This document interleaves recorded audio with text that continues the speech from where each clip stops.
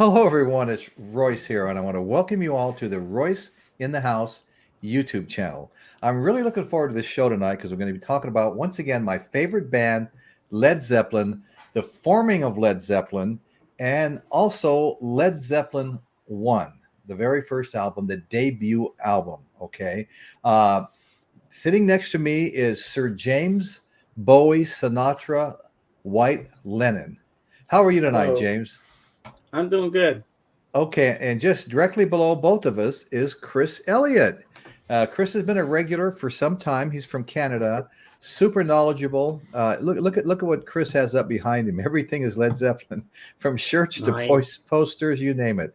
Okay, so great, folks. We're going to get going now. I just saw a notification at the bottom that my show started, so I guess we need to get it started. Okay, so initially called the New Yardbirds, and I want to point this out real quick. I won't dwell on it, but I have the album called 69 Live Rarities. And these recordings were made special. Let's see, these extreme rare concerts were recorded live in Winterland and London's Playhouse Theatre for the BBC.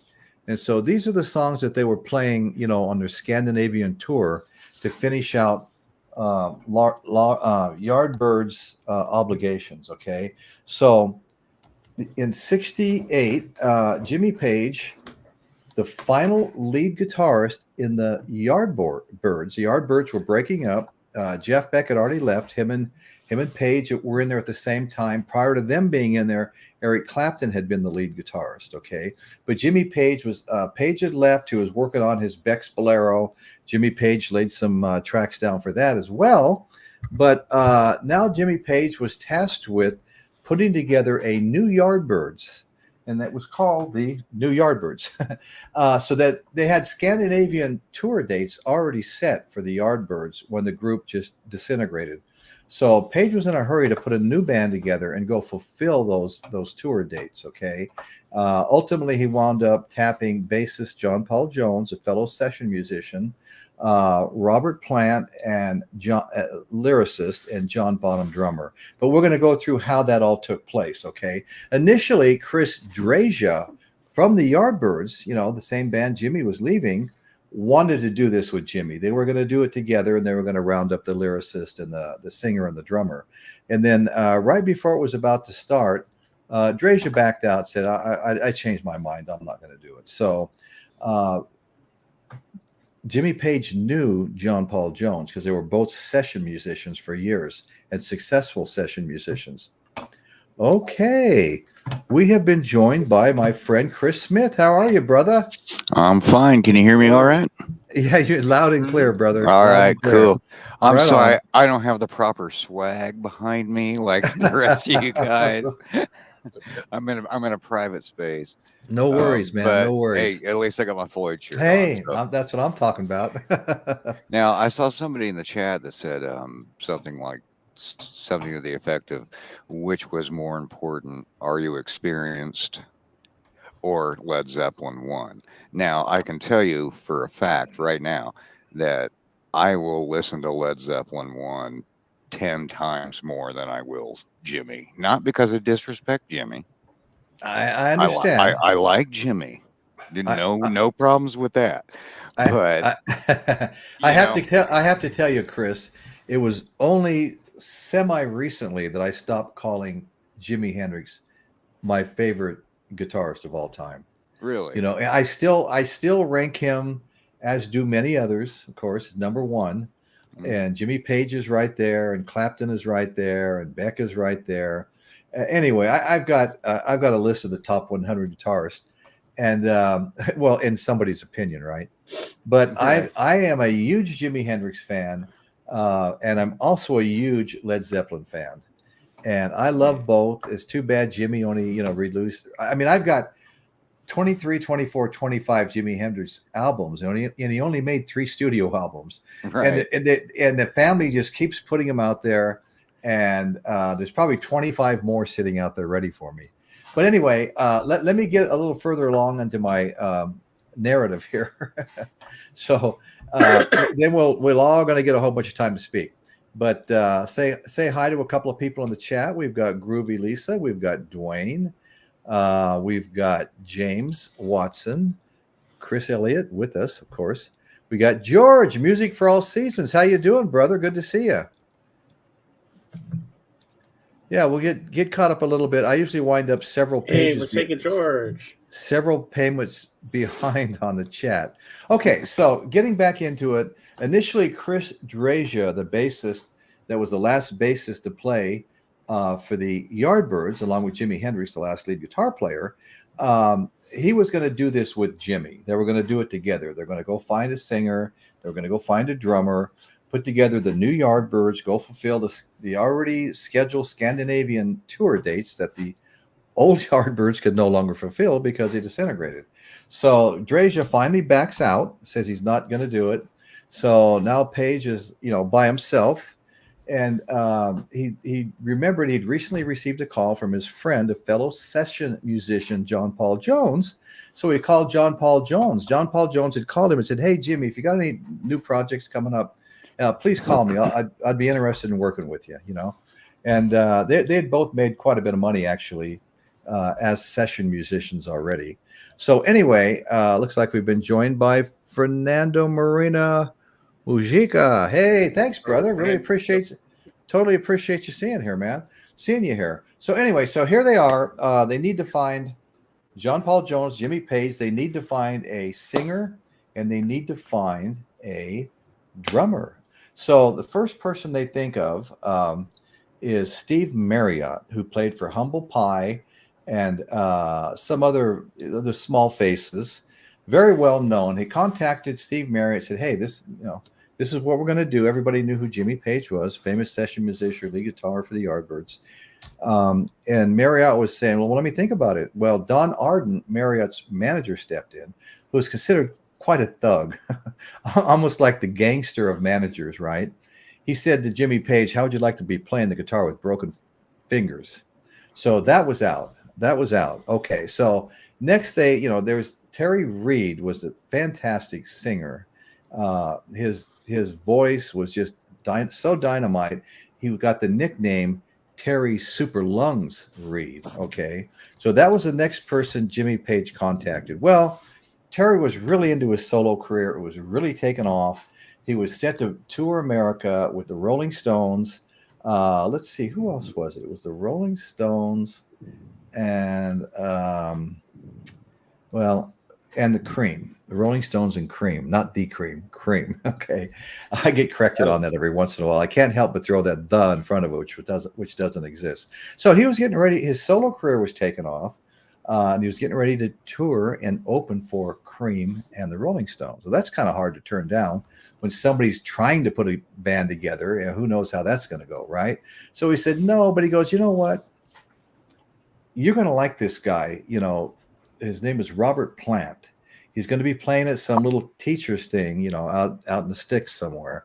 And you need to go see him because I think he would be perfect for your band. He looks like a damn Greek god. I think you're really going to like him. He's got a great voice." So anyway, so they wound up. Page went out to where Plant was playing. He was performing at a teacher's training college in Wausau in the West Midlands. I mean, out in the middle of nowhere, okay, with a rather unimpressive group called, you guys heard this, Ob's Tweedle?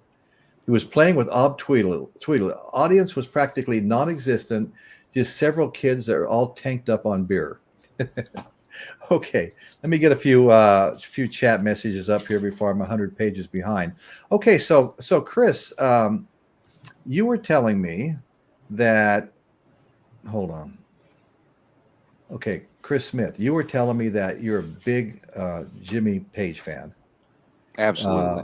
Yeah, okay. And I take it by default a big Led Zeppelin fan.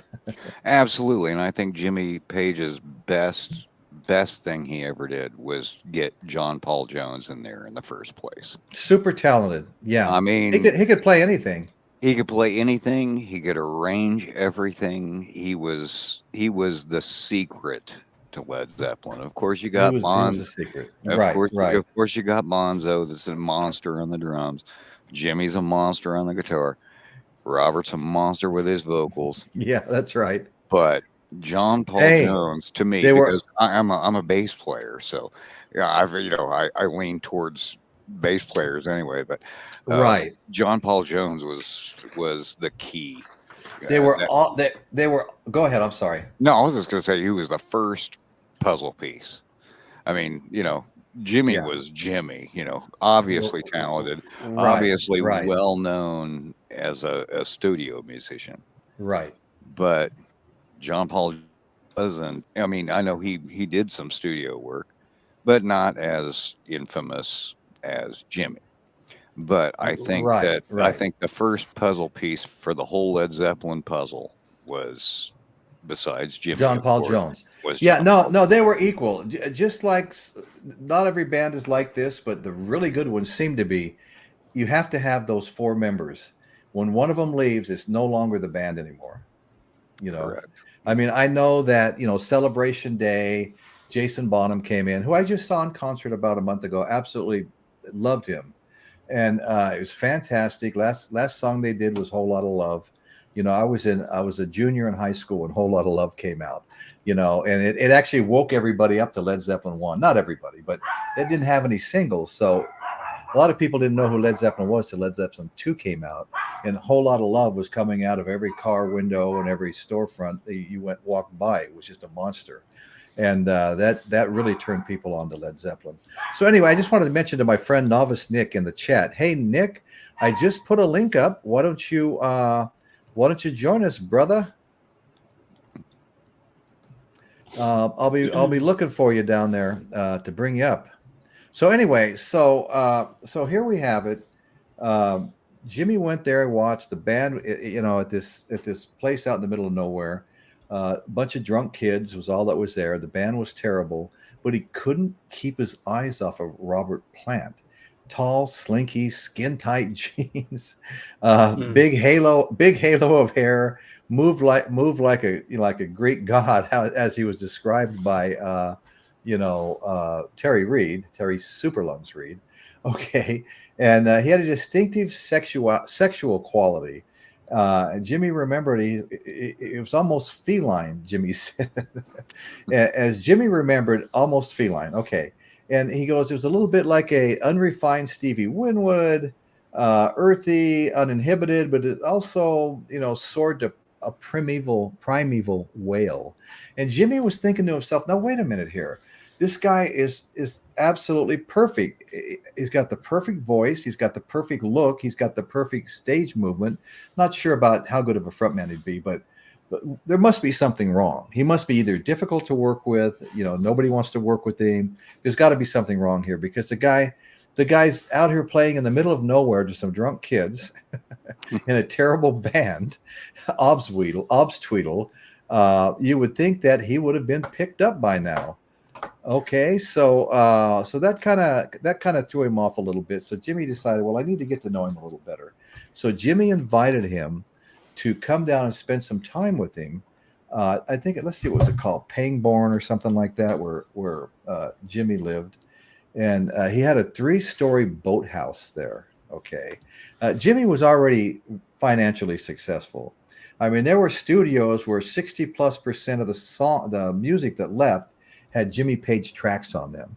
That's how good he was. Everybody wanted him to improve their albums before they went out to be sold.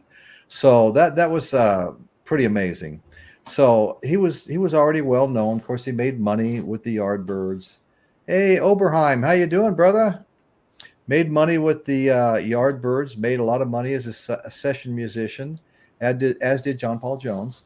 And so they were looking good. So he told Robert, hey, bring down the albums you like and come on down, spend a few days with me, and we'll see if we're even compatible. So he went down to the boathouse and he showed up, and they started talking about music, and they're getting along really well. They started talking about bands they liked.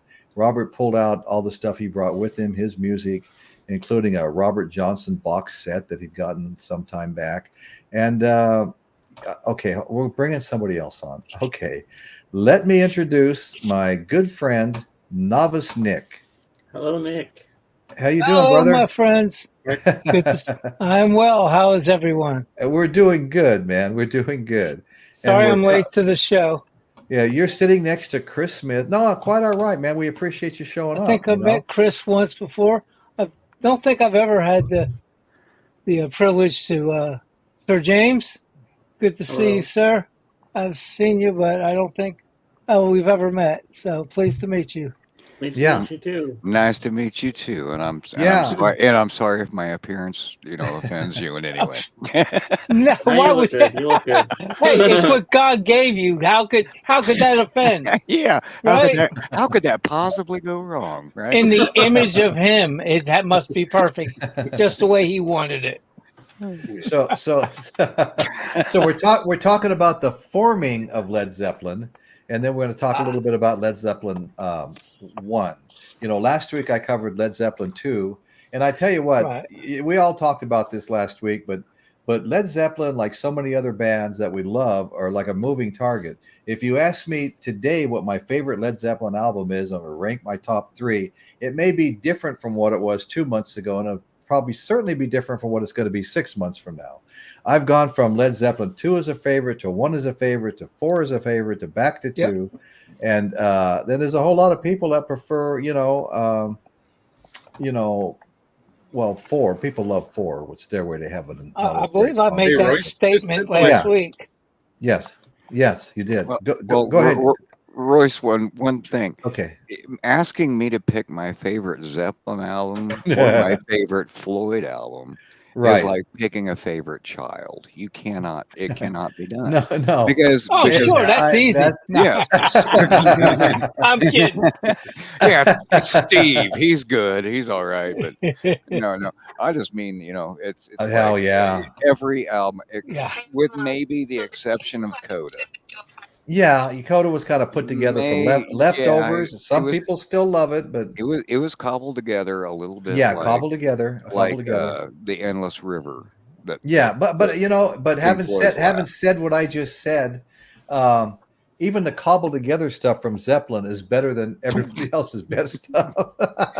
Yep, because it's not pitch corrected or quantized or anything, so it's genuine. Yeah, right on, Chris. Frog. Yeah, Chris. Royce, I was just going to say the easiest way to answer the question, what is your favorite Led Zeppelin album or song? The answer is whichever one's playing on the radio at the time. Yep. True. Absolutely. Right. I know that's exactly what I'm talking about. Hey, we've been joined by my good friend Oberheim. Great to see you here, buddy. Great to see you here. Yeah, from Hello, kitty cat. Hello, Piccolina. No, you're thinking Piccolina. Yeah, he showed up. Okay, right on. James Watson, Led Zeppelin. It's hard to host and keep a good eye on the chat. Straight ahead rock band, no subtlety. Well, that's a good point, James. That's a good point. That just kind of got mentioned by Chris here. But anyway, so let's see. I get so far behind on the chat. I'd like to kind of keep halfway current. I wound up coming across messages that are like 10 minutes old, Hey, we got Saga George here, Dwayne, James Watson, my good friend Groovy Lisa. How are you tonight, Groovy Lisa? Hey, people, go check out Groovy Lisa's channel. She's got a fun show. You'll enjoy it. She's got her own podcast. Angela's here. Hi, Angela. Good to see you here. I believe I'm going to send this out for you, Royce. Going to send this out. This is from Royce to everybody in the peanut gallery. That is so cool. Yeah, no, I love that. Okay, Angela says she thinks that John Paul Jones, Jimmy Bonham played on Donovan's Hurdy Gurdy Man. Any confirmation on that here? That's a great comment. I don't know. And Jimmy also played the solo in Sunshine Superman too. Oh, I heard that before too. Yeah. Groovy Lisa, Eric Schultz, my main man Eric Schultz is here. How you doing, Eric? Good evening, Royce. Good evening, Eric. Thank you. Thanks for being here. We have Dave. I am Hop Frog. Dave, check out Dave's show. Dave's got a great show. In fact, right next to me, Sir James has a great show too. So anyway, check them all out. You'll enjoy them all. These are all good people. Let's see. I was going to add. I think. Well, there's okay. I'll put up a link. let's see, who was I thinking may want to join us? It may be Groovy Lisa. I know Groovy Lisa's a Led Zeppelin fan. Okay, so I'll just throw this. I can hold as many as 10 people. It'd be a new record. Past 6 would be a new record. But I just put a link up. Lisa, if you want to join us, I don't know what happened to Michael Nolan tonight. He still may show up. He gets so busy. That guy pumps out more volume. Michael Nolan, the bottom line, good friend, regular co-host with me. He pumps out more volume of podcast and Yes, he does. videos and anybody. I mean, he's got stuff daily, sometimes 2 or 3 a day, you know. Royce, I'm not cutting on you at all. I would never have known you existed if it wasn't for Michael. Yeah. And I have extreme great respect for that man. And you and me both, man. He's just the most genuine and doesn't talk no BS. He calls everything like he sees it, and I agree with him 99.99999% of the time. Well, you know what? I know, and I do too, and I tell him that. But you know, I'll let you in on a little secret. We refer to each other as best friends, and we've never actually met in person. It's too funny. Wow. He's a good ambassador for whatever and we he takes we don't on. even live that far apart. We're both in California. I'm in Atascadero, 250 miles from LA or San Francisco, whichever way you want to go. And he's just kind of up the coast. I would say he's probably 2 to 3 hours away. So, and he considered coming down to that concert I just went to, which was, let's see, not Jason Bonham. It was the one I went to after that. I'll think of it here in a minute. I just got so much on my mind with all these. I've been studying so many pages today. Let me tell you. Hey, Piccolino the cat has joined us. How are you? I love the topic. Hey. Thank you. I love this topic too. Yeah. We're going to stick with some Led Zeppelin shows. We don't want to do 1 or 2 and disappear. I think we're going to go through all of them. You know, so far this will be Led Zeppelin 1. We've done 2 and 4. Probably do 3 next week, and then jump to like, say, Houses of the Holy, Coda. Not Coda, but I mean some of the others. I've got them. I've got all their studio albums and a bunch of other stuff as well. This is an album I really love here. The new Yardbirds 69 Rarities. It's got stuff that was made for the BBC and stuff when they were still the Yardbirds before they'd rebranded as Led Zeppelin. But anyway, so moving along here. Let's see. Anybody else trying to join us at the moment? Nick's kind of dropped out a little bit. I'm here. I'm just yeah. Okay. playing some records. And Right. Yeah. Got your pre-avatar up.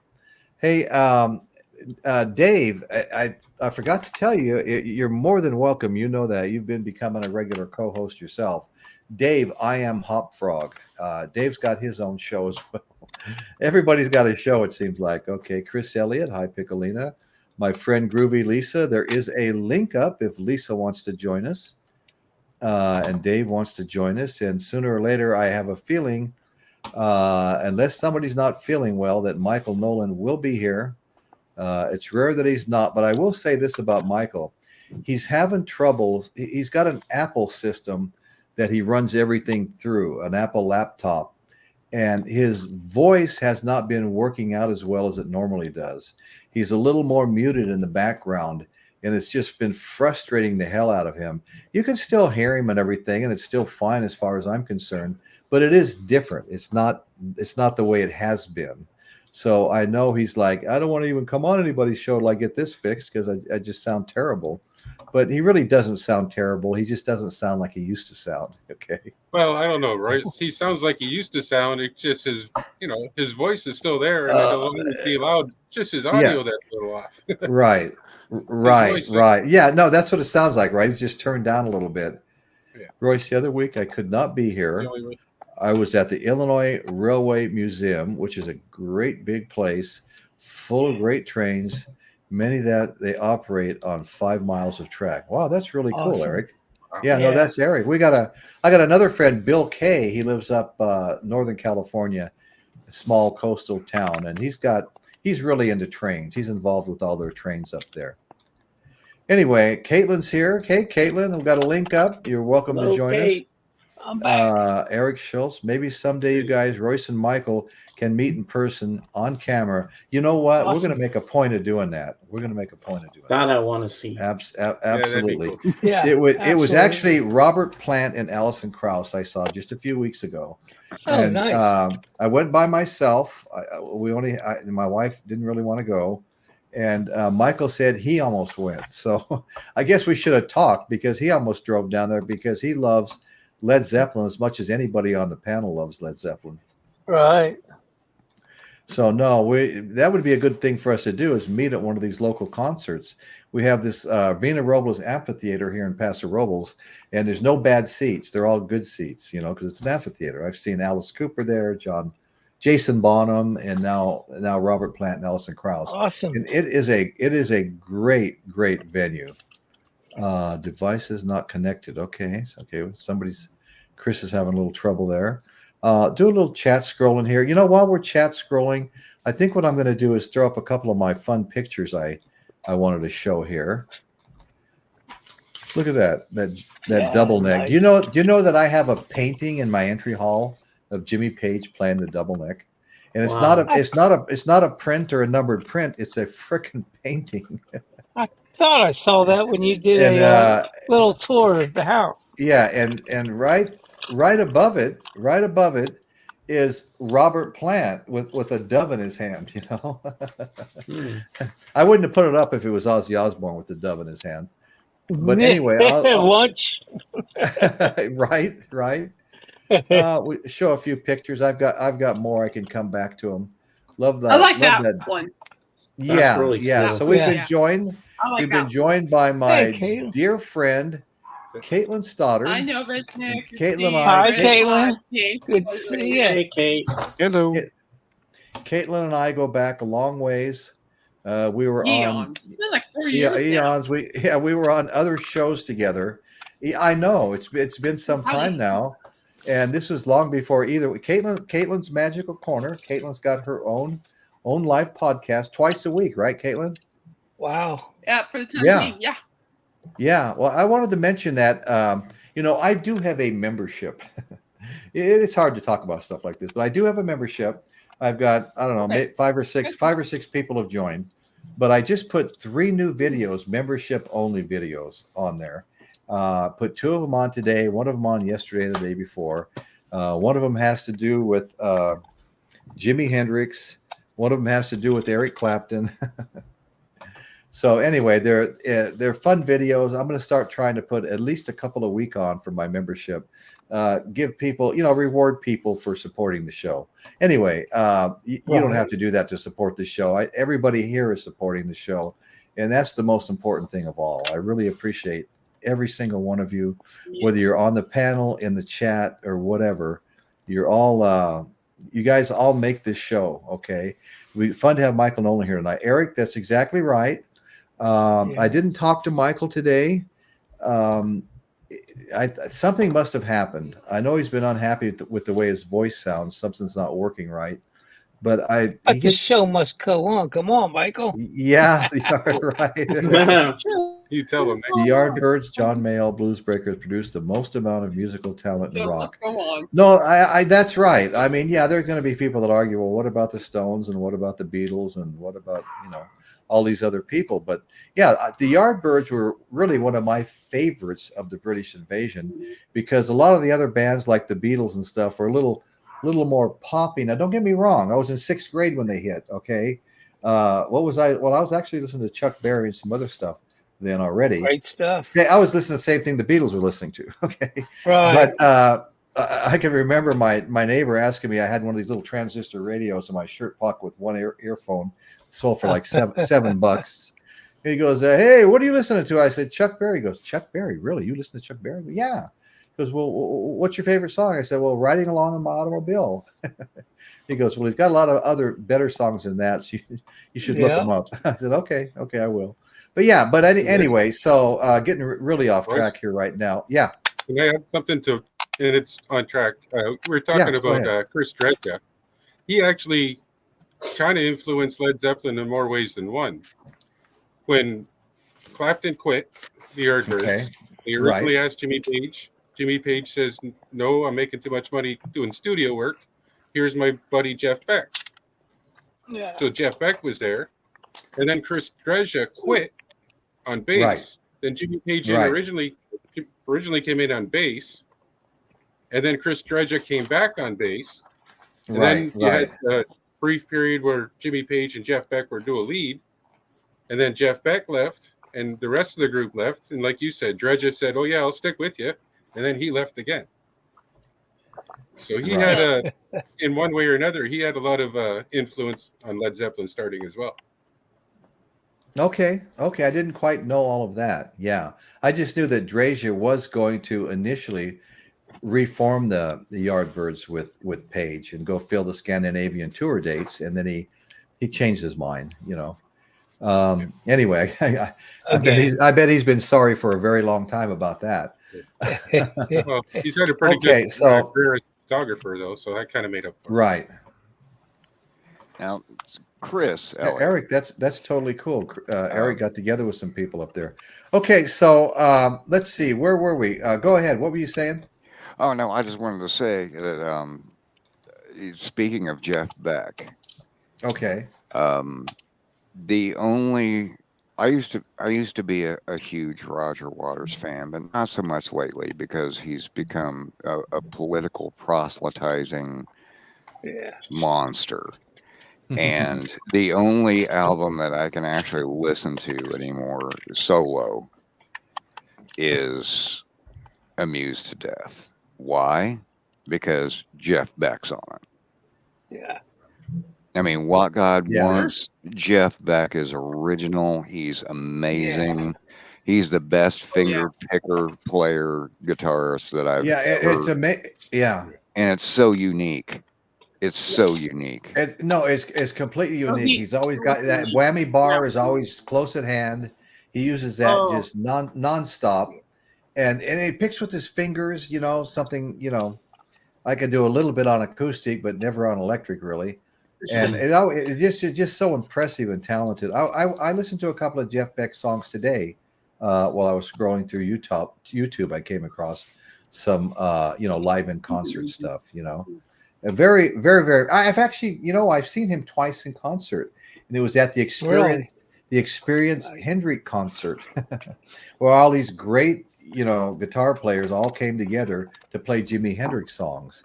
And I saw him at the Arlington Theater in Santa Barbara, and then again at the Avila Beach Blues Festival, which is only about 30 minutes from where I live. And he was at both the shows. The lineup changed a little bit, as they went. The second time I saw him at the Blues Festival, they had Zakk Wylde there from, Ozzy Osbourne fame.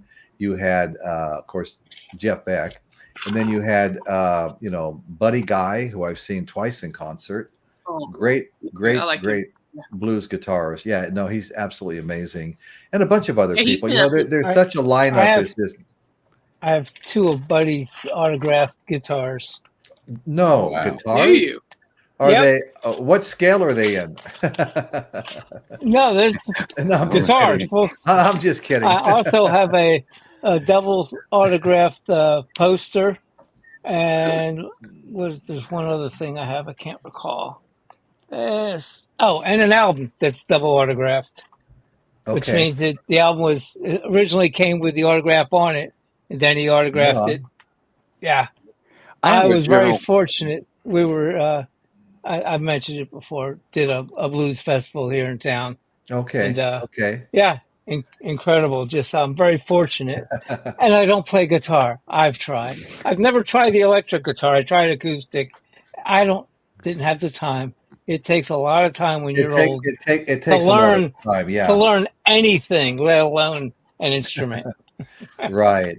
So eventually, Robert Plant gave Jimmy Page an acetate recording, a record for him to listen to that he'd done with the Band of Joy, which he still sometimes performs with.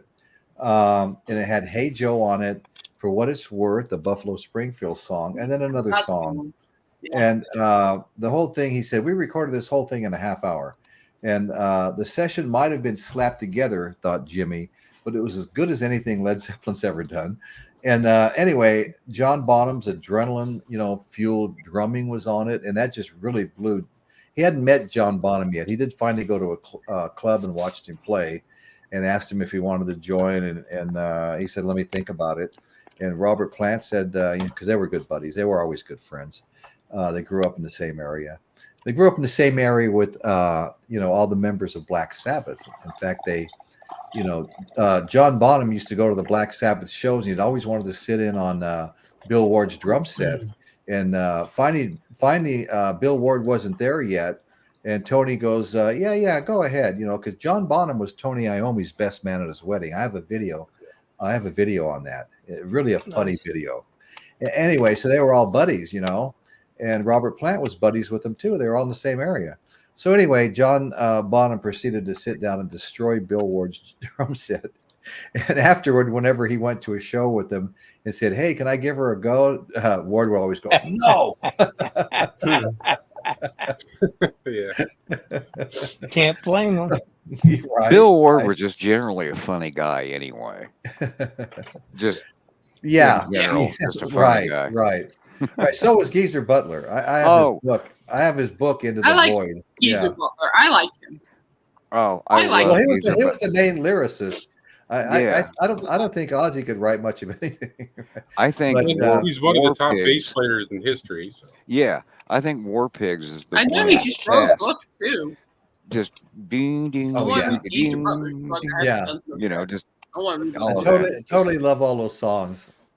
Yeah. So anyway, Jimmy Page described the album he listened to as John Bonham's drumming being like a fireworks finale. Just blew his mind. And when Plant said to Bonham, "Well, are you going to join us?" And he said, "Well, what's the name of the band?" And he goes, "It's going to be the new Yardbirds." He goes, "The Yardbirds are like has-beens." But he did join, and it turned out very well. So anyway, anybody have any comments they want to make right now on any of this? Well, Because Dave's backstage. Dave's waiting backstage. Dave's not here, man. Yeah, I actually had that record on the turntable today. Are you talking about this picture, Eric?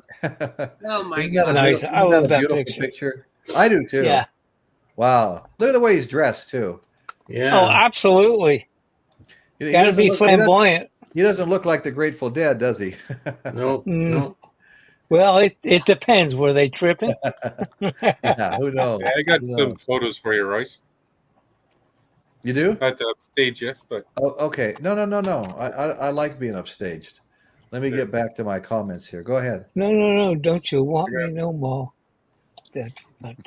this book. It's music. Gotta love it. Angela, Dave is backstage. excuse me one second. Angela, good point. Would everybody please hit the thumbs up button? You have no idea what that means. It's a simple little thing to do, but what it does, if I get enough thumbs up, it tells the algorithm to go ahead and start pushing my show in front of people searching for content. And you just get, it helps your show grow. Simple thing to do, but it's like huge to us podcasters. Okay, I'm sorry, Eric. Go ahead. Show us your pictures. Oh, me. Good times, bad times. Right on. Yeah, but it's an illustrated book. All it's got is make my screen a little bigger, Royce. Okay, I'm sorry. Let's do that. You need to be bigger. Okay, hold on. And then we're going to bring in Dave. Yeah. Like that's outside. Hello, Dave. Okay, go ahead. Outside Headley Grange.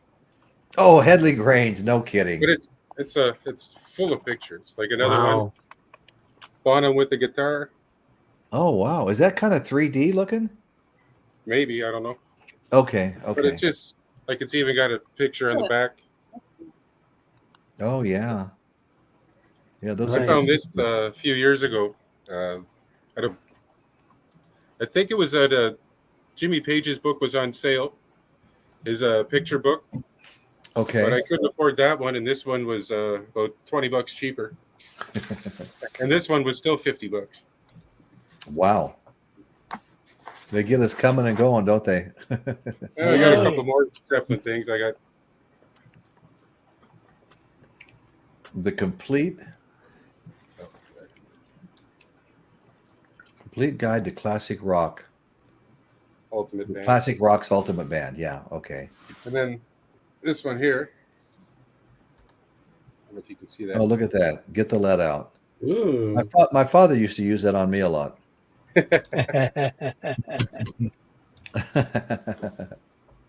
Just some of the places I get some of my information. Oh yeah. Yeah. No, I spend a lot of time online, Okay, I'm good. You researching can make me small again. researching stories and stuff like that. Hey, let's let me introduce my good friend Dave. He has a Hey, show. Dave. Has a Dave's show called here. Turns out Dave's here.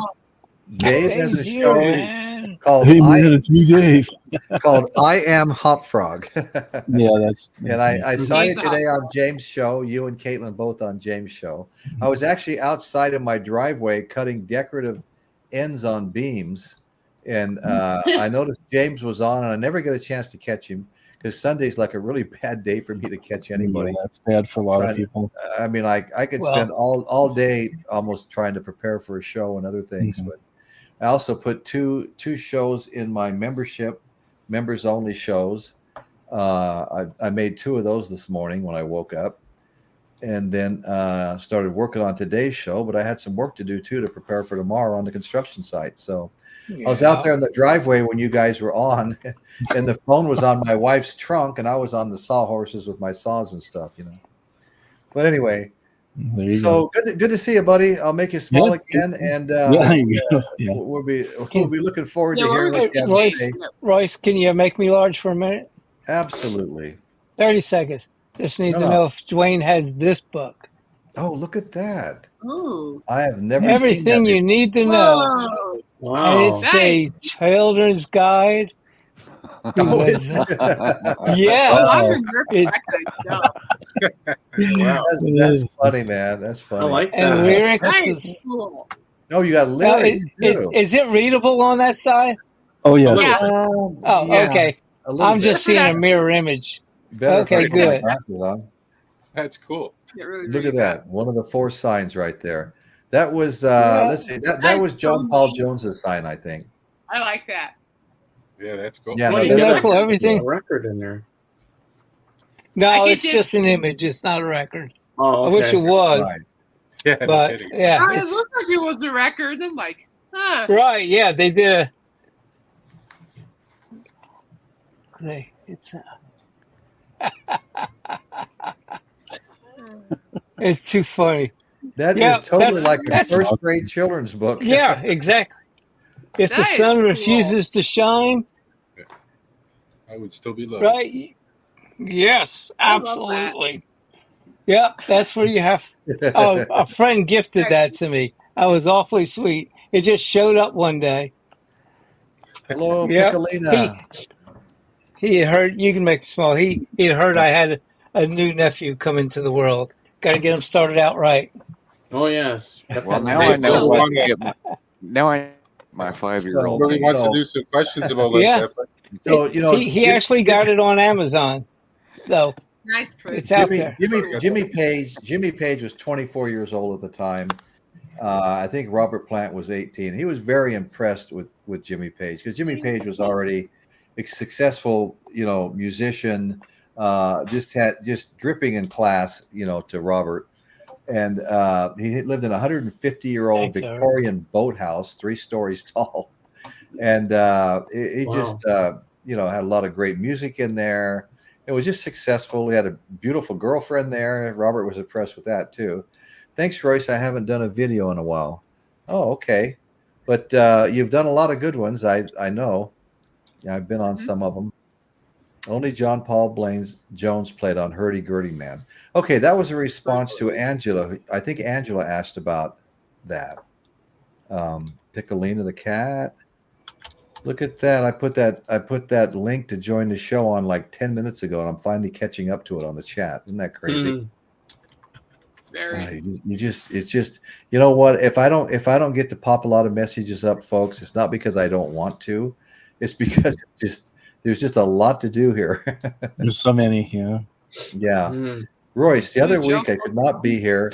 I was at Illinois Raceway Museum, which is a great big place. Okay. It looks like I slid down the wrong way because I've seen some of those already. Yeah. Yeah. The thumbs up Yeah. everywhere. I'm here. So that's, That's exactly what happened. All right. Sorry, folks. So You're anyway, so Jimmy wanting to know that the chemistry was going to be right, he invited him down to the boathouse, and they really got along well. Robert brought an acetate along with 3 songs they'd done. Jimmy was impressed. He loved all of it, and he was really impressed with the songs they did and the way they did them. Of course, how could you not be impressed with Robert's voice and John Bonham drumming? I don't know who was doing anything else with them in their band, but those 2 guys alone, if they were just alone, they would sound good. Well, Page And was a little I consider nervous about Plant for the first me. couple. I'm sorry. Go ahead. Said Page was actually admittedly a little nervous of Plant. He wasn't sure how he would hold up originally. Yeah, And then, well, I'm sure. As he became like by Zeppelin III, his lyrics started getting better, and then Page had full. Yeah, no, he had his apprehension about whether or not he could, hold down the frontman job in a way that Plant would be. Page would be happy with it. Yeah. But so it took him a little. It's like that with any new member, Yeah. but especially with the vocals. Especially with the front man. That's a big thing, Oh, yeah. Like the eyes are on the front man, We're watching you, Royce. Mhm. You're the front man around here. I'm the front man. Well, anyway, I want to say hi to my good friend, Dr. Rick. Appreciate you showing up, Dr. Rick. Always enjoy you being here. Enjoy your input. Chris Dreja was commissioned by Jimmy Page. I might be slurring my speech, but this really is 7-Up. Just 7-Up, okay? Sure. Whatever you say, Royce. Okay, It's your show, buddy. Right, Okay. okay. Uh-huh. Okay. This isn't the dry bar, right? Yeah, right. Yeah. No, but I guarantee you I'll be having a drink after the show. Yeah. Wink. Well, my wife made the best spaghetti and eggplant parmesan tonight, and then this amazing lemon cake bread thing for dessert. It was just crazy. Hey. Nice. I had to back off so I could function. Okay, I saw Buddy Guy twice live. Once on the Tribute to Hendrix concert, which is starting up again. They're doing another one. I saw it. It was like Kenny Wayne Shepherd, Johnny Lang, some of the guys I mentioned earlier. I think one of my favorite parts of the whole band, and he's finally starting to, that whole show. I told everybody for years that was my favorite concert of my entire life.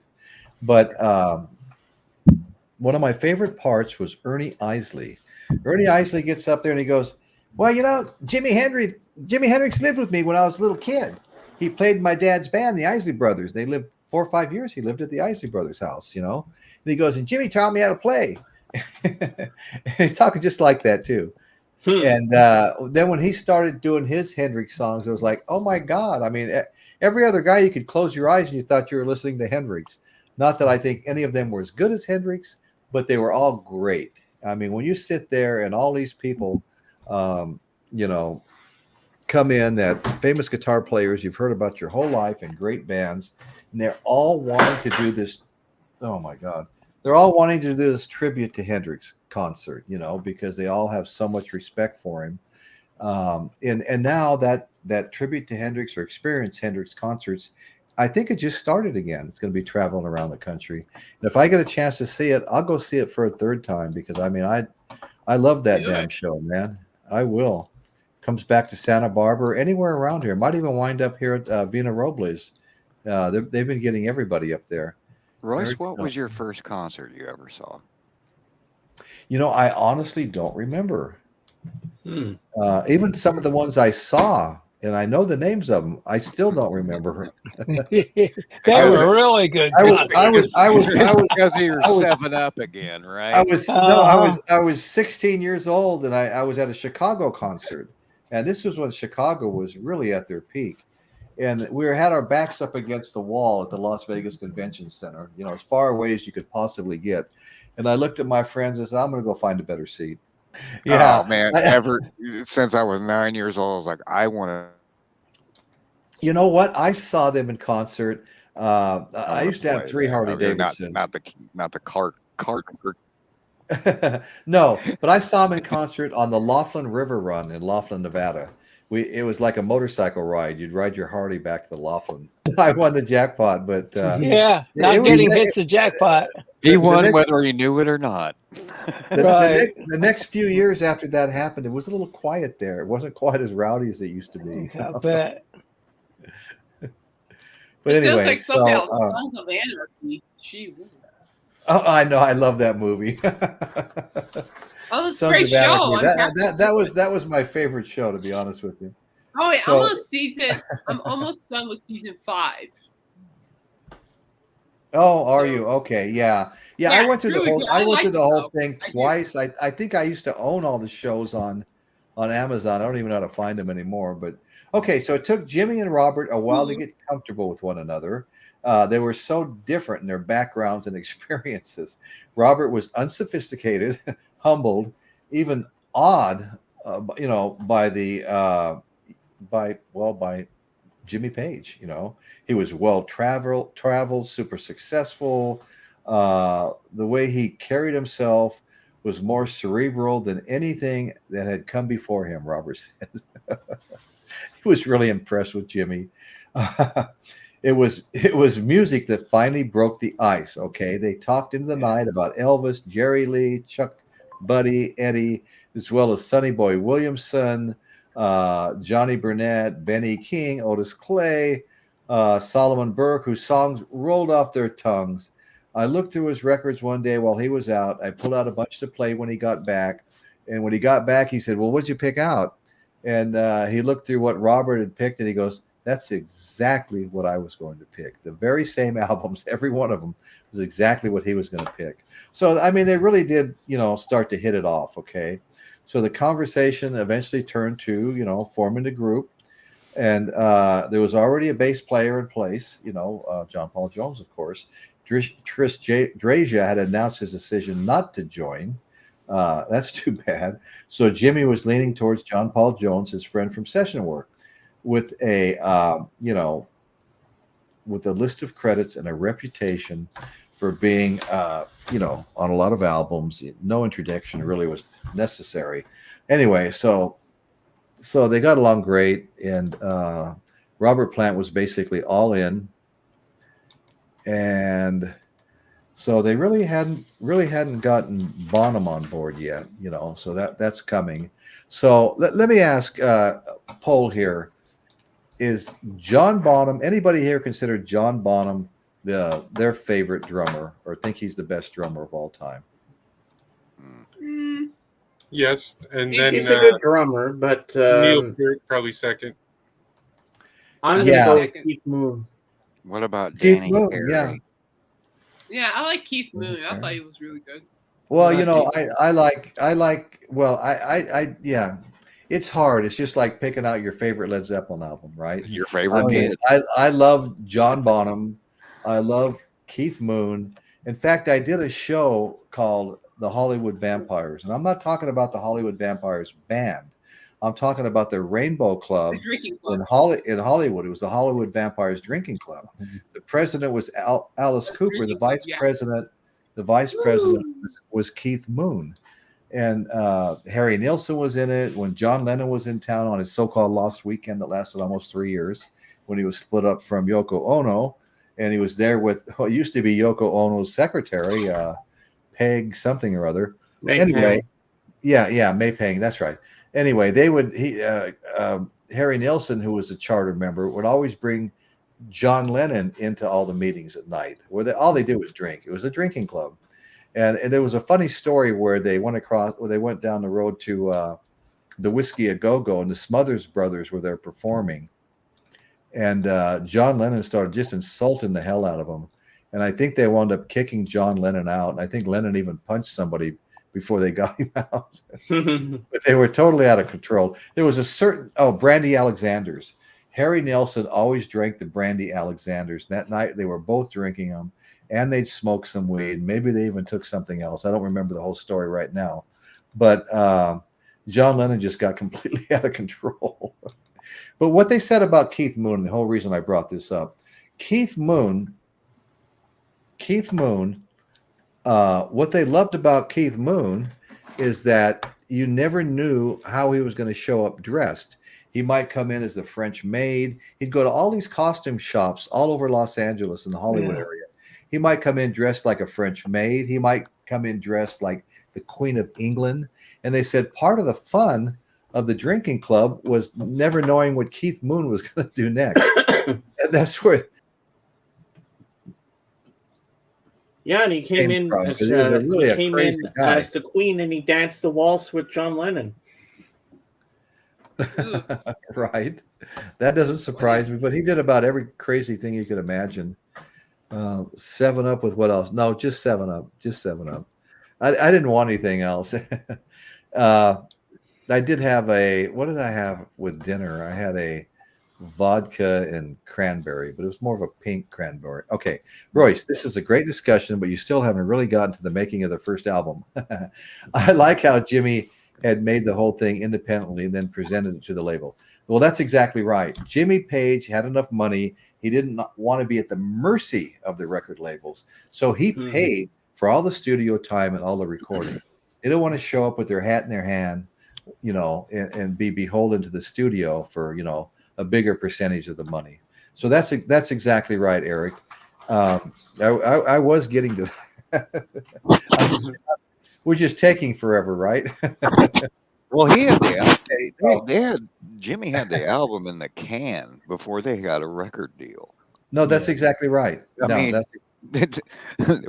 kind of cojones does that show you right there? I mean, that's right, Michael. It shows you an experienced, smart businessman is what it shows you. Yes. And they were signed to their album, their record company without even meeting the owner. He signed them on recommendation. Right. Well, Ahmet Erdogan knew who Peter Grant was, the manager, and he also knew who Jimmy Page was. So his lawyer was down there talking to them, and as soon as he heard who they were, he just said, "We're their label, sign them." And he gave them their freedom, their talent freedom to do it their way. They weren't going to dictate how they were supposed to do that. They left it up to them to decide how they wanted to make their music. So he had a lot of respect for them, and I'll tell you what, it really paid off. Well, I don't think they were going to have it any other way. No, they weren't going to have it any way. Yeah, they stood their ground and said, it's this way or we'll find somebody else. Yeah. And right. Fortunately, they were smart enough to jump on it. Smart, yeah, that's right.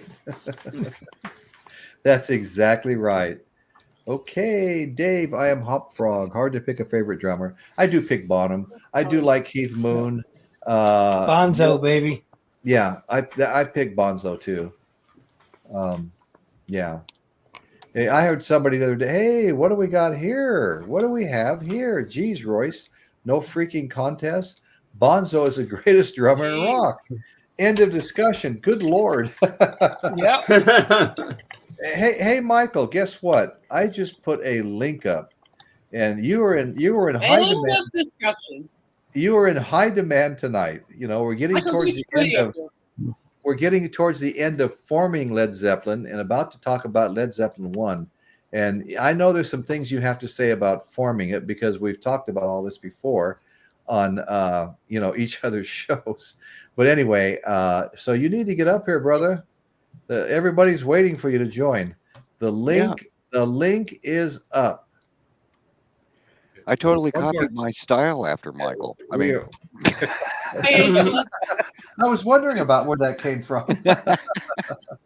And one more thing that made it easier for them to record the first session, not only Jimmy Page playing for it, but they pretty much almost recorded just their entire live set. Right. for the most part. Right. So Yeah. that Yeah. kind of, they were already kind of in that Well, regard rehearsing for it every time they went on stage. I'm going to tell you something right now. The new Yardbirds, right before they were rebranded as Led Zeppelin, also on Led Zeppelin I, they have Communications Breakdown here, also on Led Zeppelin I. They have Dazed and Confused, also on Led Zeppelin I. And let's see, I think it's I Can't Quit You. So 3 of these songs are on Led Awesome. Zeppelin I. And that is why it took them 30 to 35 minutes to record Led Zeppelin I. And they didn't do it straight 30, 35 minutes. It was spread out over a couple of days, you know. They had a But- couple of 7-Ups. And a couple, Yeah. I'm just Yeah. thinking about Okay. in the get this studio close and training. not knock it over again. So anyway, oh man, I almost knocked it over just now. Yeah, Ginger Baker was a hell of a drummer too. Ginger Right. Baker, that was another favorite Yeah. of mine. Yeah, Ginger Baker. that's was- a Dwayne there. Yep. Okay, so Bonzo joined. John Bonham, he went ahead and joined the band. And let's see, no Michael Nolan yet. What is up with that? What is up with that? Let me put the link up one more time before I fly past it. Okay, another link is up. All right. There's the link I put up moments ago. Everything going by so quickly. So Michael anyway, seems to be the missing link. so Nice. okay, so the band is formed. Okay, rehearsals began in August of '68. All right. In early September, Page's revised Yardbirds hit the road and went and did all the Scandinavian tour dates that had been previously set up by the old Yardbirds. Okay. And when they got back, they rebranded themselves, went to the studio, rebranded themselves Led Zeppelin. And Michael's got a great story about that. We've talked about it before. Led Zeppelin was brought up by Keith Moon. Sometime earlier, Keith Moon and John Entwistle were with Jimmy Page, and they were actually a little disgruntled about the way things were going in the Who. And there was actually some conversation about them joining Page and leaving the Who. And Keith Moon, joked, okay, it still directs me to the StreamYard app. To paraphrase Meatloaf, I'll do anything for Royce, but I won't do apps. Okay. I knew it had to do with that because we've been talking about that now for 3 weeks. But Michael, I really don't have any problem with the way you sound. I know it bothers you. You're a little quieter, but you shout pretty loud, so we don't even know the difference. I'm not on the you app. sound great. I'm on. Michael, I've been dying to see you for a long, long time. Yes, you Come have on, man. fans. You have fans here, Michael. I'm You going to have make you fans an here. offer. You just need to do. You're gonna Let me tell you, You can't refuse. Michael. I don't Michael, care how loud I- you talk, Michael. We don't care. We just want your Why do presence. you here. disrespect me? And not Yes. say hello. No. Come visit me. Only Oh. when you need me do you come. Where's that damn cat? That cat just showed up on the set. That wasn't part of the original script. So That there's movie. still one out there that wasn't eaten by Hastings. No, but seriously, that cat just wandered onto the set, and he picked it up and just started stroking the cat. Oh yeah, That was not part of the movie. Boy, no kidding. Yeah, I Yeah. love that movie. That movie to me, the first 2 Godfathers, 1 and 2. It's really hard for a sequel to match the first one, but they say with the Godfather, and I have to concur that it actually does. Yeah. 3 is nowhere close, but 1 and 2 are both absolutely amazing. You know what? I could have something else planned. I could not have any intentions in sitting in front of the television set for 3 hours. But when a Godfather movie comes on, I'm like paralyzed. Paralyzed. I don't care how many times I've seen them. It's the same with spaghetti westerns. I don't care how many times I've seen them. I'll see them again. Yep. Michael Nolan, the quote, Hall & Oates, I can't go for that. No can do. Oh, shit. All right. Fine. You're breaking. You're gonna have a little visitor, Michael. You're We're gonna send you breaking something. hearts here tonight. Okay. So the name Led Zeppelin, I think it was actually it's going to go over like a Led Zeppelin came out of Keith Moon's mouth, but I think the first thing he said was it's going to go over like a lead balloon. Yes. And it got tossed around a little bit, and I think Entwistle and Moon both at some point tried to take credit for saying Led Zeppelin first. So anyway, so that was it. So that was the band being formed and on their way. So we're going to talk about making Led Zeppelin 1. Does anybody have anything they want to say before we move forward with this? Real quick, just for Michael, this is a better album than Led Zeppelin 1. Oh my. Oh my! Wait! Let me see that. Is that like? I knew it had to be Motley Crue. For some reason, I knew it had to be Motley Crue. And of course, I think most of us have this album. I've burned through a few versions of it, as well as 8 tracks, cassettes, CDs. In fact, I have probably this 2 or 3, 4 times on CD. But anyway, nobody was buying vinyl for a while. I wasn't. I didn't have a record. I didn't have a record player for 25 years, probably. And well, what's that say for him for having the vinyl edition of Too Fast for Love? Yeah, right. Boy, he got you there. Right. Oh. Motley Crue, baby. Yeah, this is actually the only Motley Crue that I still have. So, I think I might have that too. It was given to me by an ex-son-in-law who had a flooded storage unit, and all the bottoms are, water damaged, but the vinyl's all good. And Dave, don't you worry. He gave me like 22 albums. Okay, so Motley Crue. Excuse me one second. Everybody's got a couple of records in their collection they would be too embarrassed to bring up. Don't you worry about it.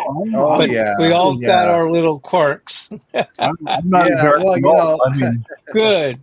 I own Pauly Shore and the Crusties. Well, I had a couple. All right. There was a. You're couple just digging guys, yourself deeper, man. Yeah, I know. Put your skirt back on and.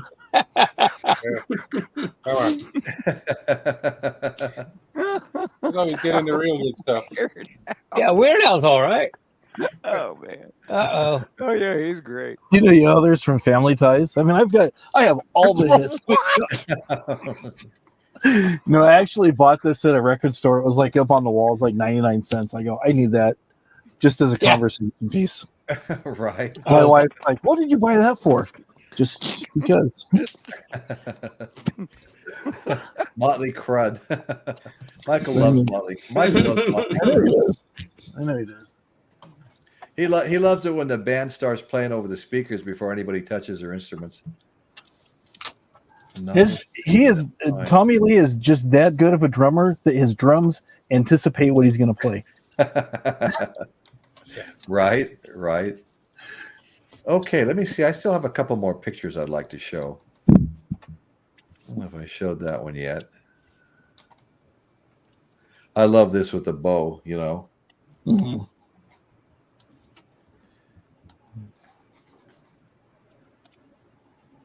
That is cool. Yeah, look at that.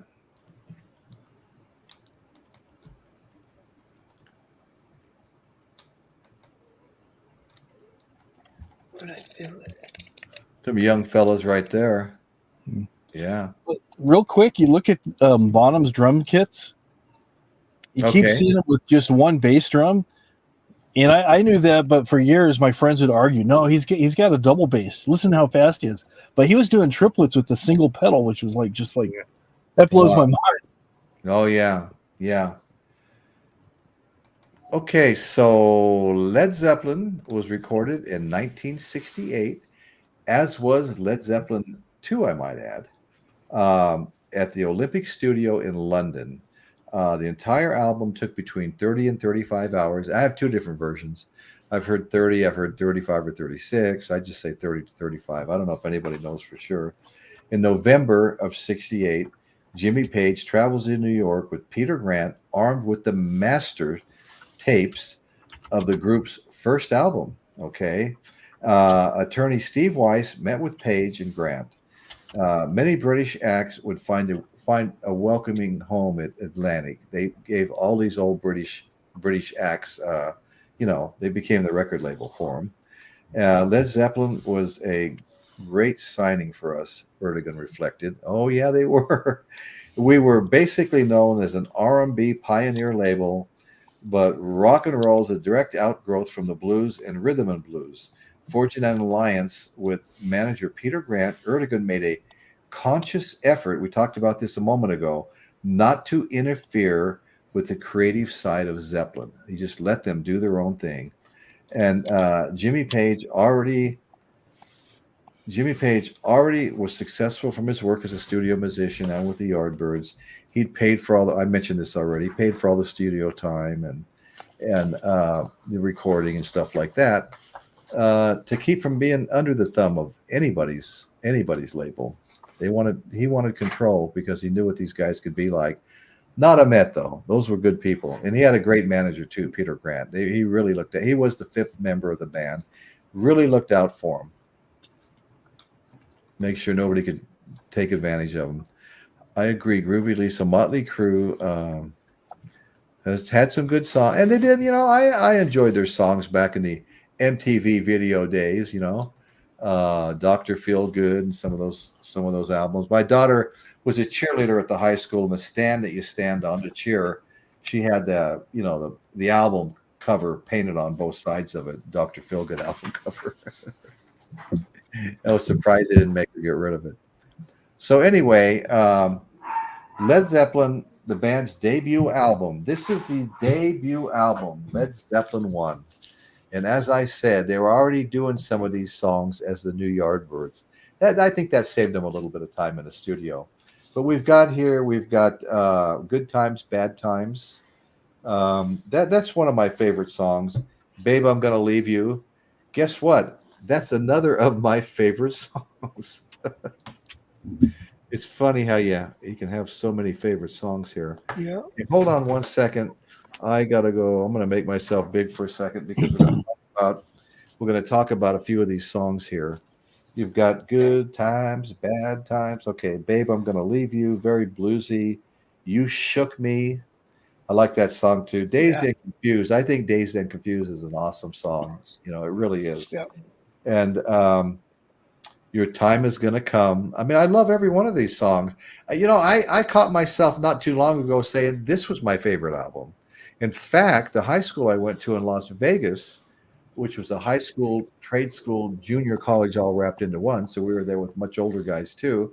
We spent all our time, while on the schoolyard, talking about music. And Led Zeppelin was a huge, huge topic. And I'll tell you something. There was a lot of people that didn't like Led Zeppelin II because they said it was a sellout for commercial success.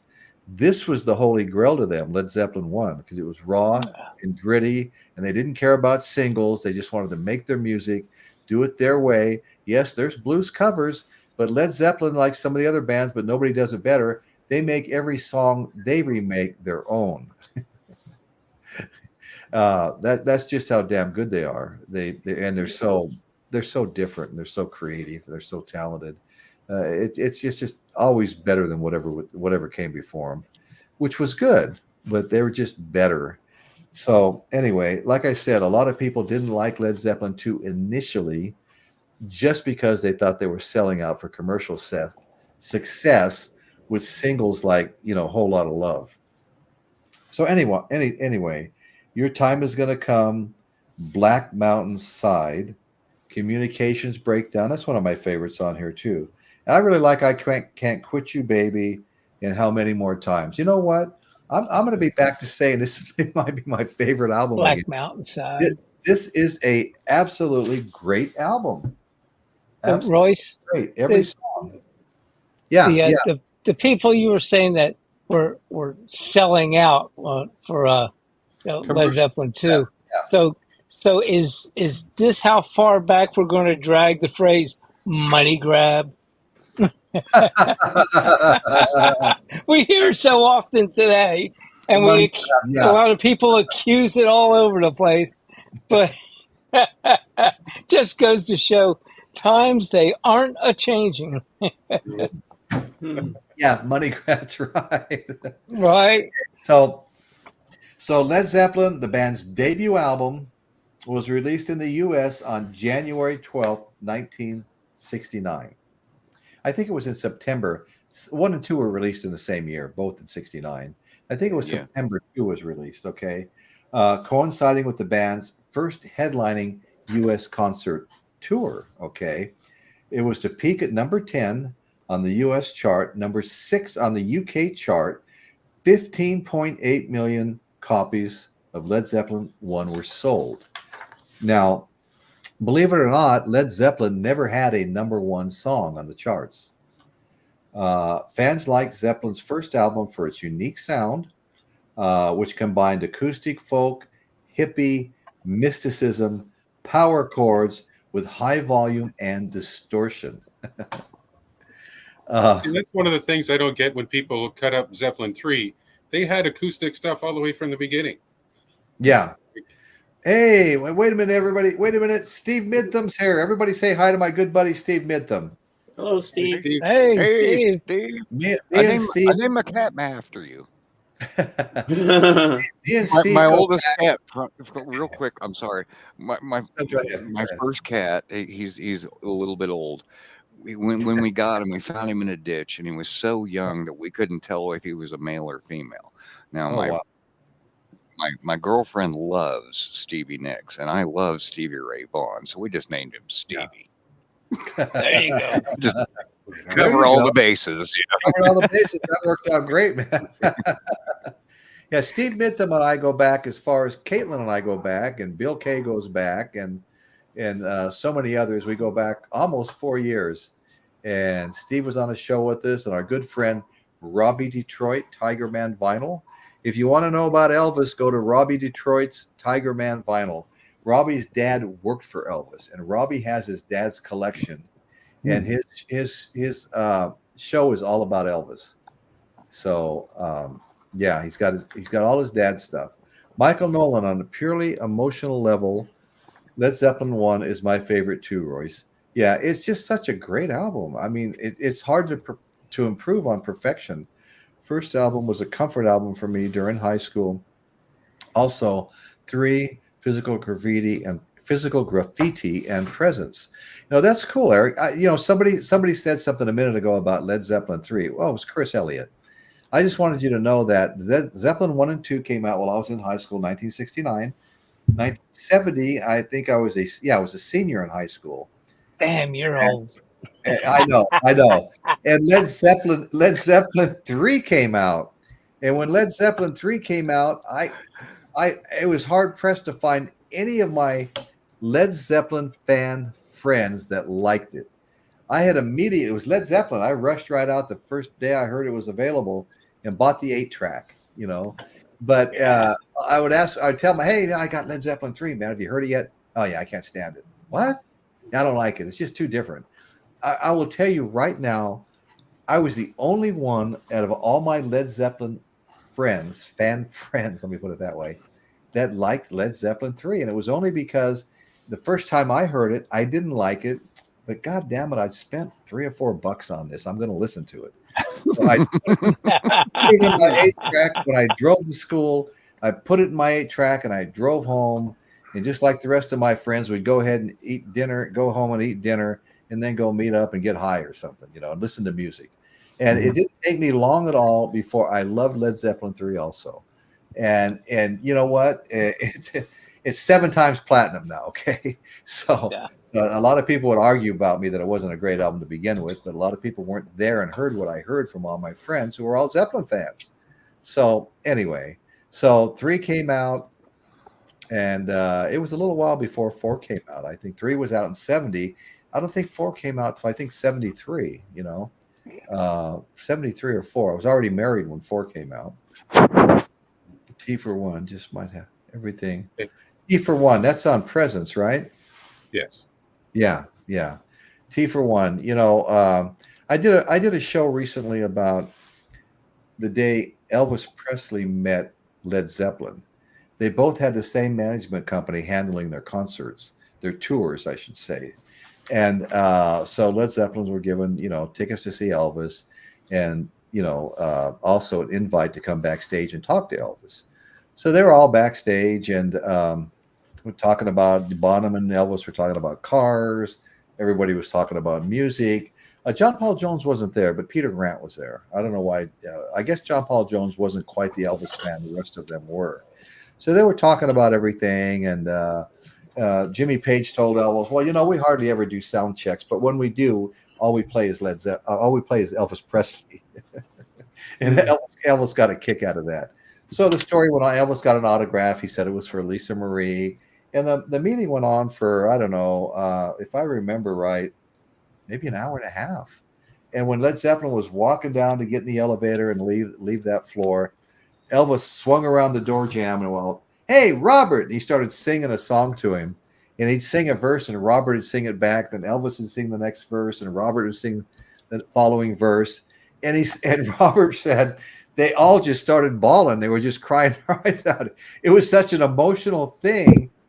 They'd always been a fan of Elvis. Grew up with Elvis.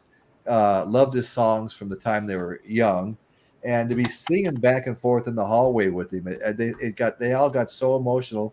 All of them, Peter Grant, the band and Elvis were all crying while they were doing it. I thought that was great. So, hey, check out my channel. I have a lot of stuff to see. I've got my, Rock and Roll Chronicles. Most of them are shorter shows. Then I have the live podcasts, which are, I tried to whittle it down to an hour, but it wasn't working. And now they seem to all be going over 2 hours, headed for the 3 they used to be. But whatever, So let me get small here again. So anyway, so I thought that was a good story, that Zeppelin thing. Now, James, you were saying you've got some albums you were going to show tonight.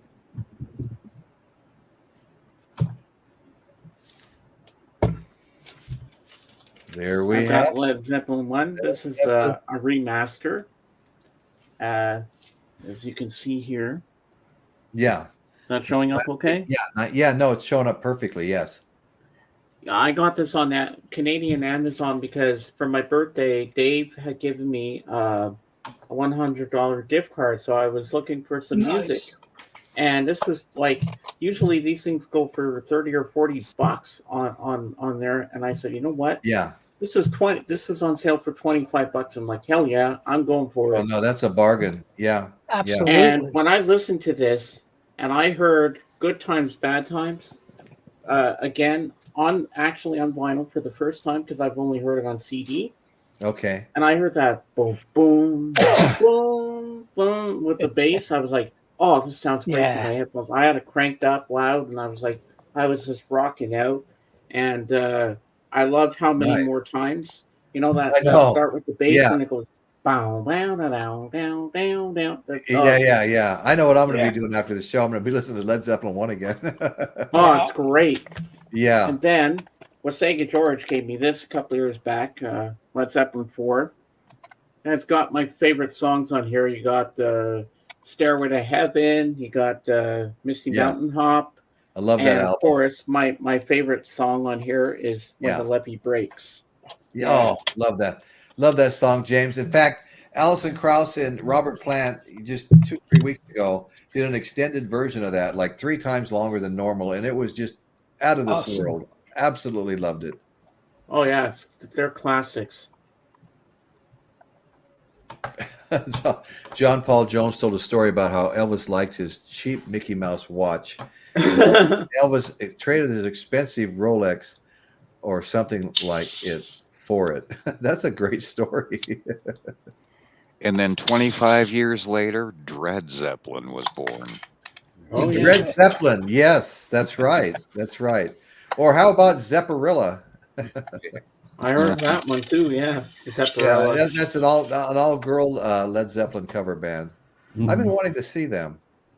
They've played here a couple of times. I don't think so, Kate. They're my albums. She always does that to me. So James, which of the two do you like the best? I can't really decide, but I think Zeppelin I is number one on my books. There's just something about it. Oh, It doesn't I'm feel telling like you. it's from 1969 at all. It feels, I don't know what era it feels like it's from, but it's really, really different and well done. It doesn't feel like 1969 to me. James, I couldn't agree more. I mean, I'll tell you guys, in the last 6 to 9 months, my favorite Led Zeppelin album has been 1, 2, and 4. you know, and I don't know what it's going to be next week or Wow. next month. Going to be the one on the turntable. That's The right. one on the turntable. Yeah, yeah. Oh, cool. That's cool, Bill. I was gonna mention something else. When Robert Plant was asked Thank you, Dr. Rick.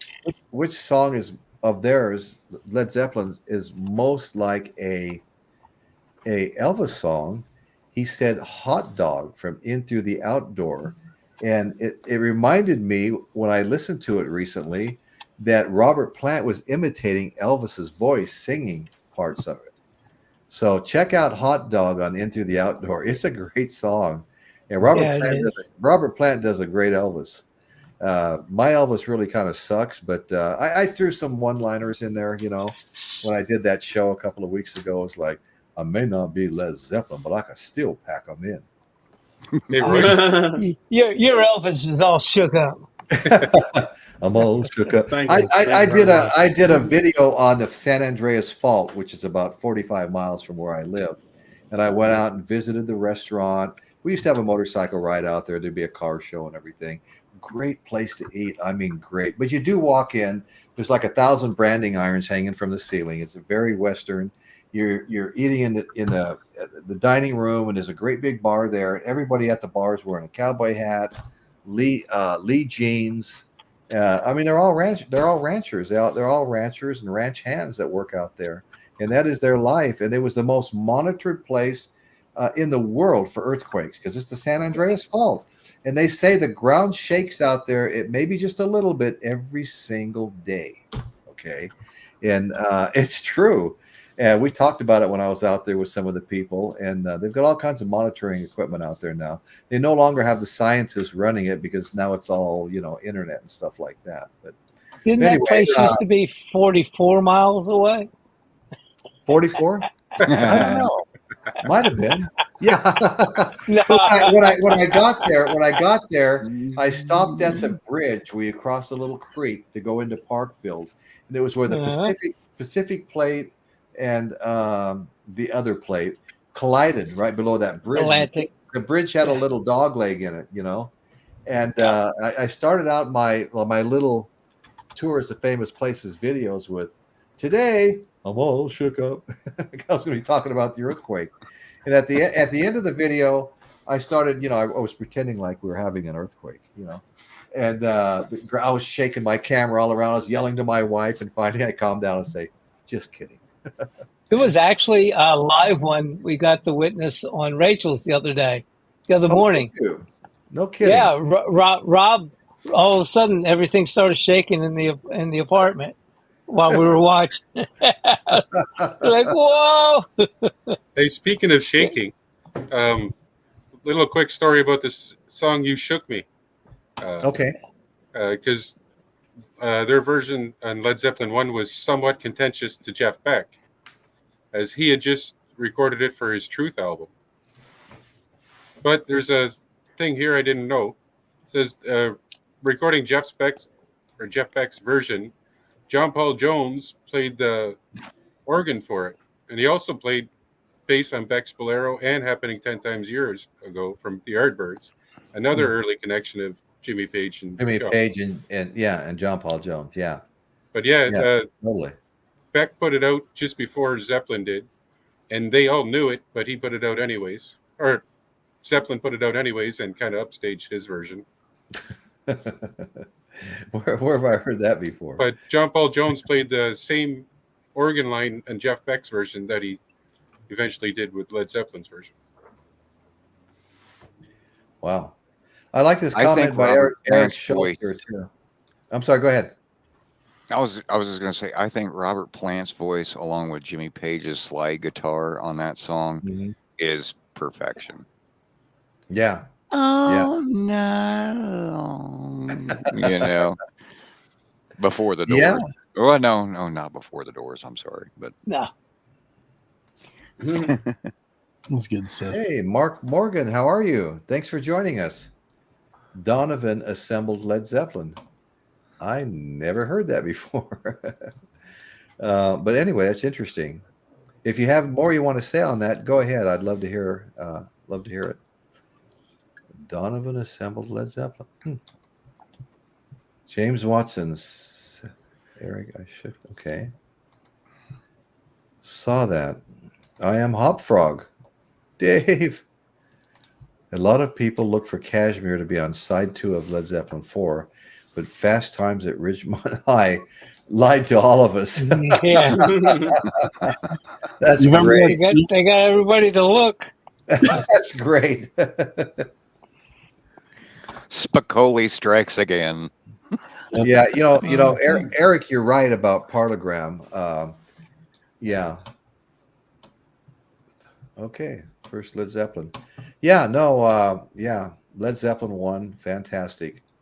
Okay, Michael Nolan's got something to say. Let's see what Michael Nolan let's see what the bottom line is here tonight. Well, Eric, considering Led Zeppelin as one of 2 bands to dominate an entire decade, and the fact that Led Zeppelin 1 has stood the test of time, I would have to agree with parallelogram. Okay. Me too. Mm-hmm. Why do I always wind up agreeing with Michael? Because he's always right, Except when he says he can't come on. Then he's dead. I totally disagree with that. And by the way, Mr. Frog, you showing the teeny Yothers, the teeny Yothers thing that made my internet drop for a second. I apologize. You broke my internet with a teeny Yothers album. Sorry. Hey, Eric Schultz, I agree with you. One more time, because we've got some new people here. Could everybody please hit the thumbs up button? It encourages the algorithm to put the show in front of people searching for content. Just helps the show grow. Easy little simple thing to do. Groovy Thumbs Lisa, hi. Or you can James just Watson. Yeah. thumbs up. There you go. Thumbs up, people. Thumbs up. So anyway, fans like Led Zeppelin 1 for its unique sound, which combined, all the stuff we talked about, mysticism, folk, power. That's where we got off on Led Zeppelin 3, and we're 20 minutes later getting back. But anyway, it's all good, We don't mind a little free for all here and there. The band's unique alchemy was forged by Robert Plant's vocals, Jimmy Page's guitar mastery, John Paul Jones I've seen John Paul Jones make instruments I didn't even know they made, some giant necked guitar, probably like 50 strings on it or something. And of course, Bonham's drumming style. Led Zeppelin's sound influenced generations of artists that followed. As we well know, they're still influencing us 50 years later. And the first year, Led Zeppelin completed 4 U.S. tours and 4 U.K. tours. That's a pretty busy schedule. And also released their second album, Led Zeppelin II, which was released on October 22nd. I was thinking October 1969. And October 32nd in the UK. So yeah, that's pretty much the story. We can talk about that or anything else right now until we all get tired. Till we all get tired of one another. I'm just kidding. I'm pretty sure the UK tour was a little simpler. Now, why would you say that? How big's the UK compared to the US? Okay, it's true. I mean, you can drive a drunken stupor to the next gig, right? Oh, okay. No, that's right. Yeah, 1960. Okay, Mission RD 100. Hey, thanks for joining us, brother. Good to see you here. 1969. I was in high school, and I was too. And there were all these guys carrying a white album around. I had never heard of Led Zeppelin. It really was a word of mouth thing. It really was. Until Led Zeppelin 2 broke. When Whole Lotta Love came out, it was beyond word of mouth. But yeah, no, that's right. I remember that. I remember the White Album. I remember Laurie Edwards walking into a party. We're at Joe Paquette's house. His parents were always gone. We always got to party at his house. And there was one of those great big old pipe bowls with all these hoses on it, and somebody put an album cover on top of it and pull it off, and everybody would lean forward and get knocked back and all this crazy stuff. And oh God, I don't know why I get off on this stuff, but anyway, yeah, Laurie brought in the White Album. None of us had ever seen it, but I wonder what number that was because it just came out. I know Ringo Starr's #1 sold for something like $700,000. Royce needs 17 more thumbs up to trigger the algorithm. Okay, if there's anybody out there that hasn't hit the thumbs up, please do. I need 17 more to trigger the algorithm. And getting that 50 within the first 24 hours is what makes all the difference in the world. Oftentimes you'll reach 50 days later, a week later, or a month later, but it's too late then. They're looking for that. The algorithm wants that instant gratification. Thank you, Michael. Thank you for bringing that up again. Good buddy Bill K. Thumbs up. Thank you, Bill. Good to see you here, brother. Always enjoy when you show up. I've actually never listened to that Tina album, James Watson. Okay. Wow. Was that White Album number 9? Number 9? Number 9? Maybe. Same as it ever was. I have a White Album. I have a White Album. I bought it. It was $100 and something, and it's an original American pressing, Apple label, but it's not like a low number. Okay, it's like 70,000. But when you consider over 3 million copies made, if you do the math, it's in the lowest 2%. I like to remind people it's in the lowest 2% at 70,000. So anyway, it's a great album, unmarked. I walked into this store down in Orchid, California, like a antique store, but it's just nothing but albums is all it is, and all kinds of props everywhere and stuff like that. And I paid over $100 for it, and the guy said, "You spend $100, all the used albums from now on are 50% off to you." So that was kind of cool because I got a whole bunch of $20 stuff for $10, and $15 stuff for $7.50. But I noticed the last time I was in there, everything was so damn marked up. I mean, I was looking at these kind of ratty looking Frank Zappa things where the covers were kind of pretty beat up. They were like $40, $35. Like, what the hell is this? What? Yes, I'm telling you. That is not the bargain bin. Yeah, I kind of went through a little Zappa phase where I probably made 5 Zappa videos, just from everything from why Frank Zappa introduced John Wayne as a Nazi at the Whiskey a Go-Go. Wow. John Wayne was drunk and getting pissed off, and his guards were holding him back. to Frank Zappa's dying request to Ian Anderson of Jethro Tull. That was actually a big show. I got over 66,000 views from that one. And then I had some others too. Frank Zappa giving Alice Cooper his first big break, and Frank Zappa being invited on stage by John and Yoko Ono and John Lennon being invited on stage by Frank Zappa after he finished his set just to jam with him. And they had a little agreement that we could both use the tapes. Well, Zappa didn't know they were going to take his song he already recorded and already had on an album, King Kong, change the name and put it on their album under a different name. Okay. He was kind of pissed about that, but he didn't get that worked up over stuff like that, so he just let it go. He was Frank Zappa. I mean, yeah. He can pretty much do whatever he thinks he wanted to back then, What a sense of humor, And I've got that. Yeah. That took place at the Fillmore East. Okay, a reporter or a writer had brought Yoko Ono and John Lennon to Frank Zappa's New York place, not the Laurel Canyon, but New York place, and that's when they met each other. And And Lennon walks in and goes, "Hey, you're not as ugly in person as I thought you were." Frank Zappa looked at him. Yeah.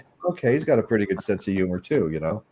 And that's when they got invited to come up on stage. It was the Fillmore East. I have a Fillmore East album collection, and I have the Zappa 3 album set, and I didn't know it until after I did that show. And I'm listening to side 3, which is side 1 on the second of 3 albums, and Yoko Ono on every damn song on that whole side is doing that caterwauling, that just scream after scream after scream in the background. I mean, you just want to pull your hair out. Put that out of its misery. Yeah. Oh my God, Toto was marked up to $79.99. You're kidding me. What? Wow. Rosanna. I wouldn't but the dog Toto for that. No. Yeah, I bought a Toto album about 2 months ago. I walked into a thrift store and somebody had just unloaded all their good stuff. And I got so much good shit out of there, and I was getting it for $1 and $2 a piece.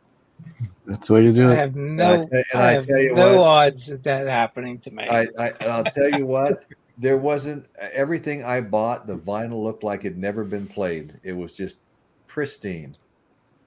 I got 3 Billy Joels. Not a huge Billy Joel fan, but I mean, for $1 a piece, one of them was a double album, and these were like big albums of his, not, you know.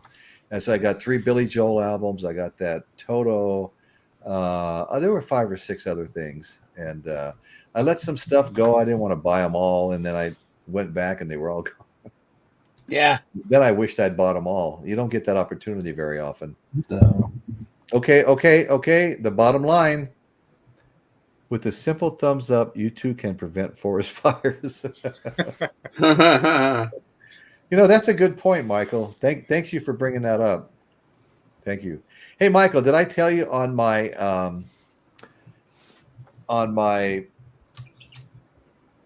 not my Patreon account, but my membership? They're different. I'm just learning that they're different. A Patreon account is actually better than membership. They take a lot of it when it's membership. Anyway, I have 3 videos on now. I put 2 new ones up this morning. You ought to check them out. And they're members only for now. There may be someday in the future I'll release them. Okay, let's see. Frank Zappa was so far ahead of everybody. Want to make it big? There you go. Oh, there you go. Yeah. Oh, that's a great picture. Yeah. Is you that see what it is? Is that a cat or a dog? No, it's a toilet. Yeah. A toilet to the TV. That's what, right? Wow. That's what it puts out. Yeah. That was years ago. No, he's very, very, very intelligent. He was composing classical music when he was in high school. Yep. That's absolutely true. From the toilet straight to the tube. No, you know, it takes a little bit to get into his sense of humor. A lot of people don't like him, but yeah. I started getting into it, and We're going to give you one of these if I'm going to be big. There we go. Give that thumbs up. Okay, thank you. Royce. There we go. We're here at NPR. Would like to thank you for your thumbs ups. 14 more, and we can end our pledge drive. Thank you, Michael. NPR. 14 I got more, to change the channel. And the algorithm's going to be pushing my show out there for everybody.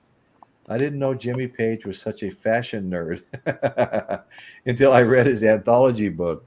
He still has items of clothing he wore back in the Yardbirds. Wow. Well, if you really want a piece of clothing, Donald Trump is selling playing cards with pictures of him on them. And the suit that he wore, I think the suit that he wore when he got shot in the ear, he's cut into little teeny patches, and he gives those with you if you buy the playing card. So, right, yeah. Letter of authenticity, I'm sure. Monica Lewinsky's selling a little blue dress too. Yeah. Yeah, I don't know which part of that I'd want to touch. Yeah, only a few squares are worth a lot of money to certain people. Yeah. Well, you know, that's probably her shoes all washed up. Political comment I've made since I've had this show. I've actually sworn off political comments because it's just. And I diverted it to too completely out of the right. I'm here for you, Royce. Hey, Michael, a man after my own heart here. I gave Mrs. Toad s'mores right here for you, Caitlin. Everybody heard they took another shot at him. Yeah. Seriously. No, they seriously did. That was at the golf course. Yeah, It's golf course. Yes, he did. Yeah. Yeah, I guess there was another crazed MAGA guy. Yeah. Wow. Anyway, it's always the fans. Look at Dimebag Darrell. Look at John Lennon. It's always the fans you can't trust. Yeah. That's why I'm glad I just have a small show, I'm kidding. Just like the hotel owner cut Beatles. No, I'm glad I'm not famous. Wow. Yeah. No, fame is highly overrated. I'd be afraid of what I was famous for more than anything else. It wasn't a political comment infamous? because you don't endorse anybody, and I do not endorse anybody. No, exactly. I have very strong beliefs and preferences, but hey, but not in the show. You know what? I'm a believer in the old way it was. You could have great friends that were voting differently from you, and it didn't affect your friendship one bit. Absolutely. Now everybody's at everybody's throats, and it's just insane. Well, not everybody. No, not everybody. The sane ones just say, you know what, I love you, and that's how it is. Yeah, but we're a dying breed. Well, that's okay. We'll die. If we die with it, we die with it. But we'll die with love in our heart, not hate. That's right. That's exactly right. That's what it's about. Hey, Michael wants to know, is it true Monica's dress had s'mores stains? More or less. That would explain a lot. God. Yeah. I would vote for Royce or Michael or Caitlin. Well, thank you. Oh, boy. Yeah, as high as I ever got, I was actually on the City of Atascadero's Planning Commission. And I think I was the fall guy. They made me chairman right when that we were rezoning the entire town to make room for more growth. And the only people that came to the meetings were people that didn't want any growth. And boy, man, I used to have to pound that gavel and shit, and sometimes even call security because I voted for all the growth. I'm a contractor. What are you supposed to do? And now all of those, were pretty ultra liberal people that didn't want any growth. They wanted this to be a bedroom community and everybody commute to work out of town. They didn't want growth. Now we have a very liberal governor, Gavin Newsom, and he's ordering all cities and counties to make more room for growth. He said, I can have 2 or 3 houses on my 2 acres if I wanted to. Before that, it was zoned for 1 house, So he's forcing everybody to make room for growth. People are putting up accessory dwelling units, junior accessory dwelling units that are part of your house, all legal. And people are making a fortune on rent right now. A girl I know put up the city will give you free plans to do it. All engineered, little accessory dwelling unit, 950 square foot, 2 bedroom, 2 bath. She ran an ad in the paper to rent it out. $2,600. She had 52 responses. Wow. That's okay. I'm voting for Michael. You see his post? Yep. The Monica's dress one? No. Okay, I'm on my way there. Hey, we got a kind of a new guy here tonight. How do you say it? Can anybody say that? Psycho. I don't know, but it's a really cool name. I like it. Didn't Paige put together these guys in like 2 or 3 weeks? I know their first calendar rehearsal was in August 68. Yeah. The day before Plante's 20th birthday. No, then they performed those 6. Yeah. Okay. Yeah, no, that's exactly right. Those Scandinavian dates were all set. Tickets were sold. He was in a hurry. I mean, he might even have been able to take Terry Superlungs Reed if he was willing to wait. He offered to pay Terry Superlungs Reed for all the money he would have gotten paid for opening up for the Rolling Stones and Cream. He offered to pay them, reimburse them for all the money he would have made doing that. Well, he needed to honor his contracts. Yeah. That's right. Michael Nolan, if nominated, I will not serve. Yeah. Well, you Right. got to be I'll able to second. speak, Michael. You got to be able to speak, so we don't. Yeah, good one. Oh, I Well, don't think Nichols ever no, had a you problem don't. with You that. really don't. You can hide in your basement. Yeah. No. No, I agree with Seiko 100%. They came back to England in 4 or 5 days, about 30 hours, hammered out the greatest debut album ever. Yep. And this is the greatest debut album ever. You talk about standing the test of time. 1969? Are you kidding me? And we're all sitting here, going in and out of calling it our favorite album. Favorite Led Zeppelin album. A small, determined group can. This holds up. If I live to be 200 years old, I will still be listening to this happily. I don't know what's ever going to take the place of some of the music we listen to. Don't get me started on Nothing's Pink gonna take Floyd. it. Well, Royce, you thought Woodstock might have been the most ultimate thing. I watched an amazing documentary last weekend. It's called Revival 69, the concert that rocked the world. Right. And that happened in Toronto, Canada. They had the biggest lineup of Hey. everybody you knew. Your Chuck Berry was in there. They had Bo Diddley, Oh, Jerry nice. Lee Lewis, Chicago, The Doors, and they had a very special guest there. They had John and Yoko come, and that's when they just formed the Plastic Ono Band. They had Alan White in there. They had Klaus Foreman was there, Eric Clapton, and when they came Wow. on to perform, Yoko came on and she got into a laundry sack and she said, "This is bagism," and she was lying on the stage while John was singing Cold Turkey, and everybody was shocked at the song because they thought it was very weird. And then Wow. he said Yoko was going to sing a song, and she came up. Well, she didn't sing; she was going, and That every half caterwauling, the I people can't- laughed, but half I the can't people were stand that. just blown away by this. Blown and then away, the last absolutely. person to come on was the Doors, and I There said, you go. "Wow." Yeah. I Well, wish there was yeah. concert footage of this thing, but apparently, well, Dave looked it up for me. He said it lasted, the whole concert was 12 hours long. I was like, wow, what I Wow. wouldn't give to be there. Yeah. And Geddy Oh, yeah. Lee of Rush was there, but he wasn't Okay. in the show. He was just in the Oh, audience. And he Okay. was smoking and drinking and stuff, and he got high, and he says, "I don't remember if I ate or anything. I don't know how I got home, but somehow I got home." And then Wow. after I watched this Yeah. movie called Roadie, and Okay. they had Blondie in it. There was Roy Orbison, Blondie. Anthony Jr., and Meatloaf. He played a roadie, and Meatloaf cannot act his way out of a paper bag. He should just stick to singing, but he's a terrible actor. It was a weird movie, but I want to see it for Blondie and for Roy Orbison. But Roy wasn't in it too much, so I was kind of Okay. disappointed. But the first one I liked even more, the documentary, Revival 69, the concert that rocked the world. Look out for it and watch it and tell me what you think, because it was amazing. Okay, I will. Yeah. Yeah.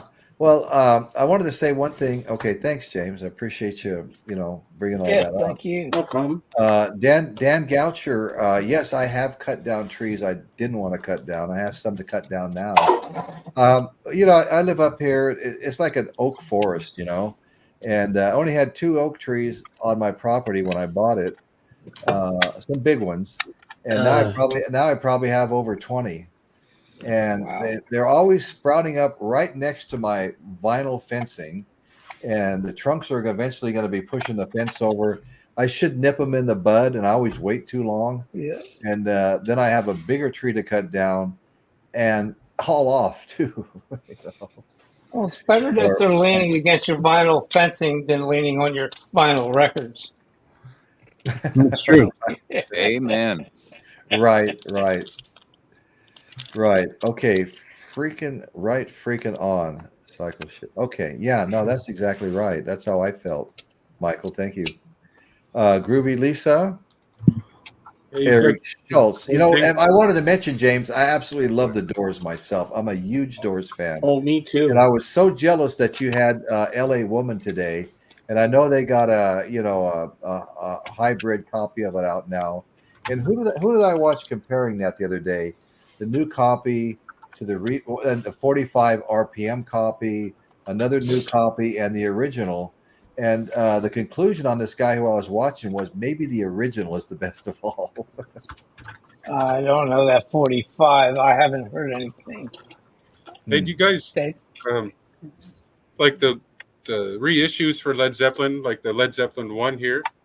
Did anybody ever check out the companion disc of that? It's got their live at the Olympia in France from October 10th, 1969. It's got a lot of the songs from Led Zeppelin I on it. Good Times, Bad Times, Communication Breakdown Medley, I Can't Quit You Baby, Heartbreaker, Dazed and Confused, White Summer, Black Mountainside, You Shook Me, Moby Dick, and How Many More Times? Yeah. Show that again, Chris. Yeah, that's great companions, all of them. Yeah. Oh, Just, okay. Yeah. I'd like somebody else to And then the cut them again and mix them. Yeah. Where did you get that at? Okay, wait. Let me make it big again. I want to see these pictures. I got. They were just the 2014 through 18 reissues. They all have. Jimmy Page did those. Yeah, Jimmy Page reissued them all. Okay. And they each have companion discs. This is the only one that doesn't have stuff that's like outtakes or alternative versions. Okay. Yeah. I like that, Michael.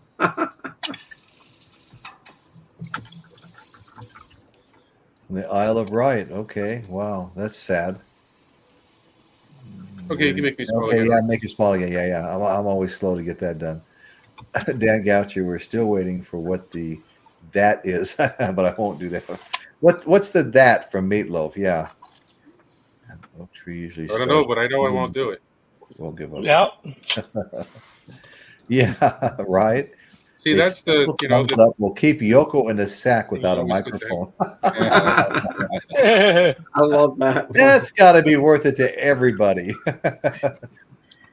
Everybody.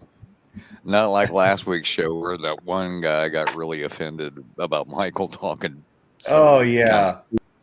A short film that came out in '67 that has it primarily features Pink Floyd, of course, because it's my brain. But Yoko's performance art, where her and John actually first met for the first time, but they didn't actually talk to each other. John just saw her, but her performance was her just sitting in a chair and having the audience come up and cut her clothes off. Oh, That's really? not art. That would no. Oh, I've seen footage of that. Have you? Yeah, it's ridiculous. Experimental drugs, anybody? Yeah. No, brother. That's not my idea, Art. I don't know how that fits in with music and entertainment, and I don't know. Well, I guess on a base level it would be entertainment, but not my base. No, I know. Yeah. Because we have actual functioning brain cells, Yes. Okay, so that's two things I know she does now. She does the caterwauling, screaming in the background, and she has her clothes cut off, sitting in a chair. Yeah. Okay. Yeah. Well, she's building a resume. It's they actually show some of it on that short film. Tonight, Let's All Make Love in London, '67. It was the swinging times of London in '67. Or Dave, remember when you showed me her singing in the Fly song? Where she was a fly? Yeah. Here's her hit song, "Fly." Do not go to YouTube and watch a video of me. Just saying. Unless you really like Yoko Ono and really like Yoko Ono, but yeah. I don't think there's I anybody. like her in my rear view mirror. My rear view mirror, right? I think I've heard Mazzy say he likes her music and stuff. Have you heard that? Well, I think I've heard Mazzy say that. Yeah. Yeah. And You know how many Yoko T-shirts I've seen? None. None. oh, Right. yeah. Right. Unless John Oh, was well. on it too. Yeah. That's funny. I'm So here to bring some levity to the conversation. Hey, absolutely, man. Absolutely. And I am a hand talker just like Michael. You know, he said he had to sometimes sit on his hands because he emotes too much with his hands. Don't muzzle me. I know. No, that's perfect. You know, sometimes it just works with talking. I'm not sure why, but Yeah, I find myself doing a lot of it, especially on these little pre-recorded videos and stuff. I'm just all over the place, you know. Yeah, that's fine. As long as I don't have my green screen up behind me, because I do that, my hands and arms disappear. As long as you're not trying to sing like a chicken like Yoko, it's fine. See, I can do that. It's fine. I love the comment from Dan. Everyone's entitled to an opinion except about Yoko. Like or hate Yoko, her song with John, Revolution 9, sold over 10 million copies. No. Well, It's only because it was part of the album. Okay.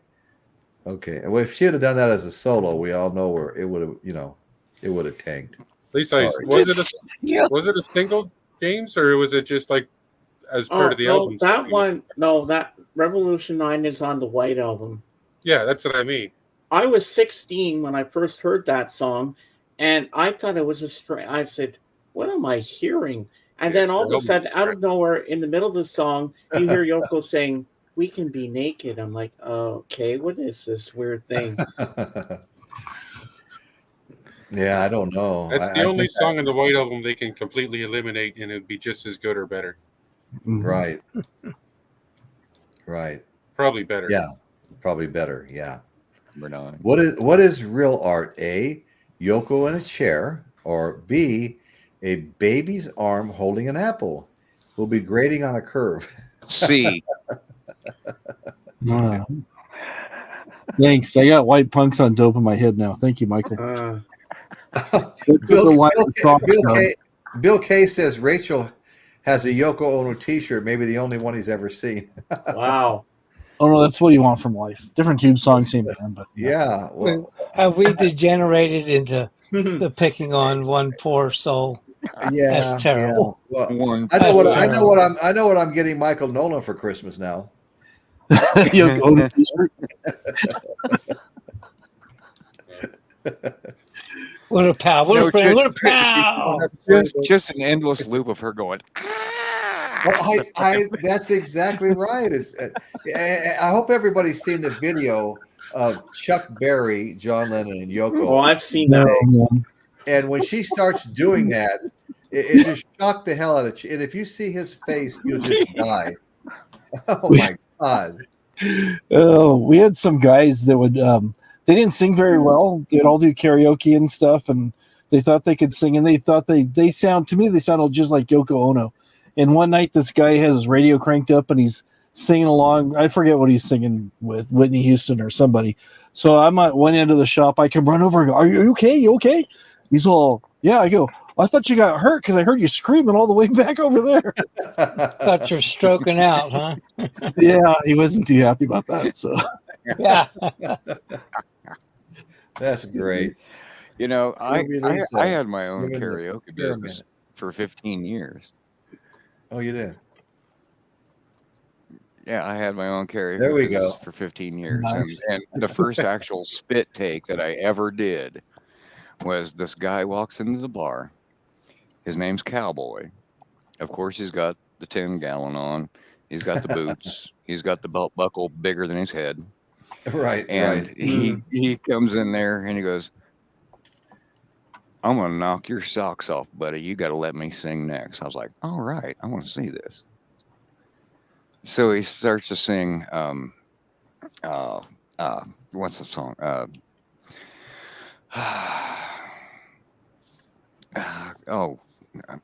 Man, rain fart. Was it sorry. country? Was it country? Turn the page. Turn the page. He starts to sing Turn the Page. Now, I could tell this guy was a reader because he sat right in front of the screen like this. He was looking at it like this. And it gets to the part where it goes, it's the same old cliche. Is it a woman or a man? And he goes, it's the same old cliche. And I was taking a drink of my beer at that time, and I had to actually turn my head. I had to turn. Well, you had to beer if you ran a karaoke show. But every time I hear it, it's the same old cliche. Yep, absolutely. That's funny. The Stones Painted Black. I have a when I was a kid, the only way to record music you liked was with a cassette tape when the song came on. Right, and that record had a skip in it when they were playing it, and now for the rest of my life, I can't help but hear Painted Black, Painted Black. Yeah, until the DJ actually bumped the turntable. Too funny. That is funny. Yep. So my whole life, that song has had extra words in it that nobody else has ever heard. That's great. Yep. Youth. It's wasted on the young. Right.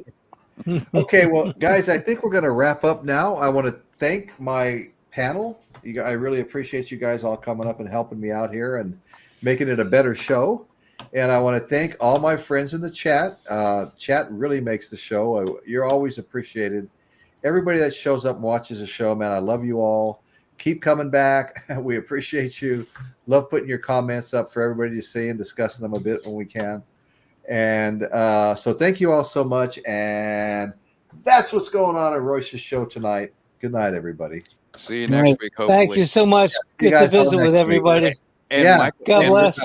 And Michael's presence is mandatory next week. Michael's presence is mandatory. Yes, that's right. Take some Ricolas and get over it, buddy. Come on.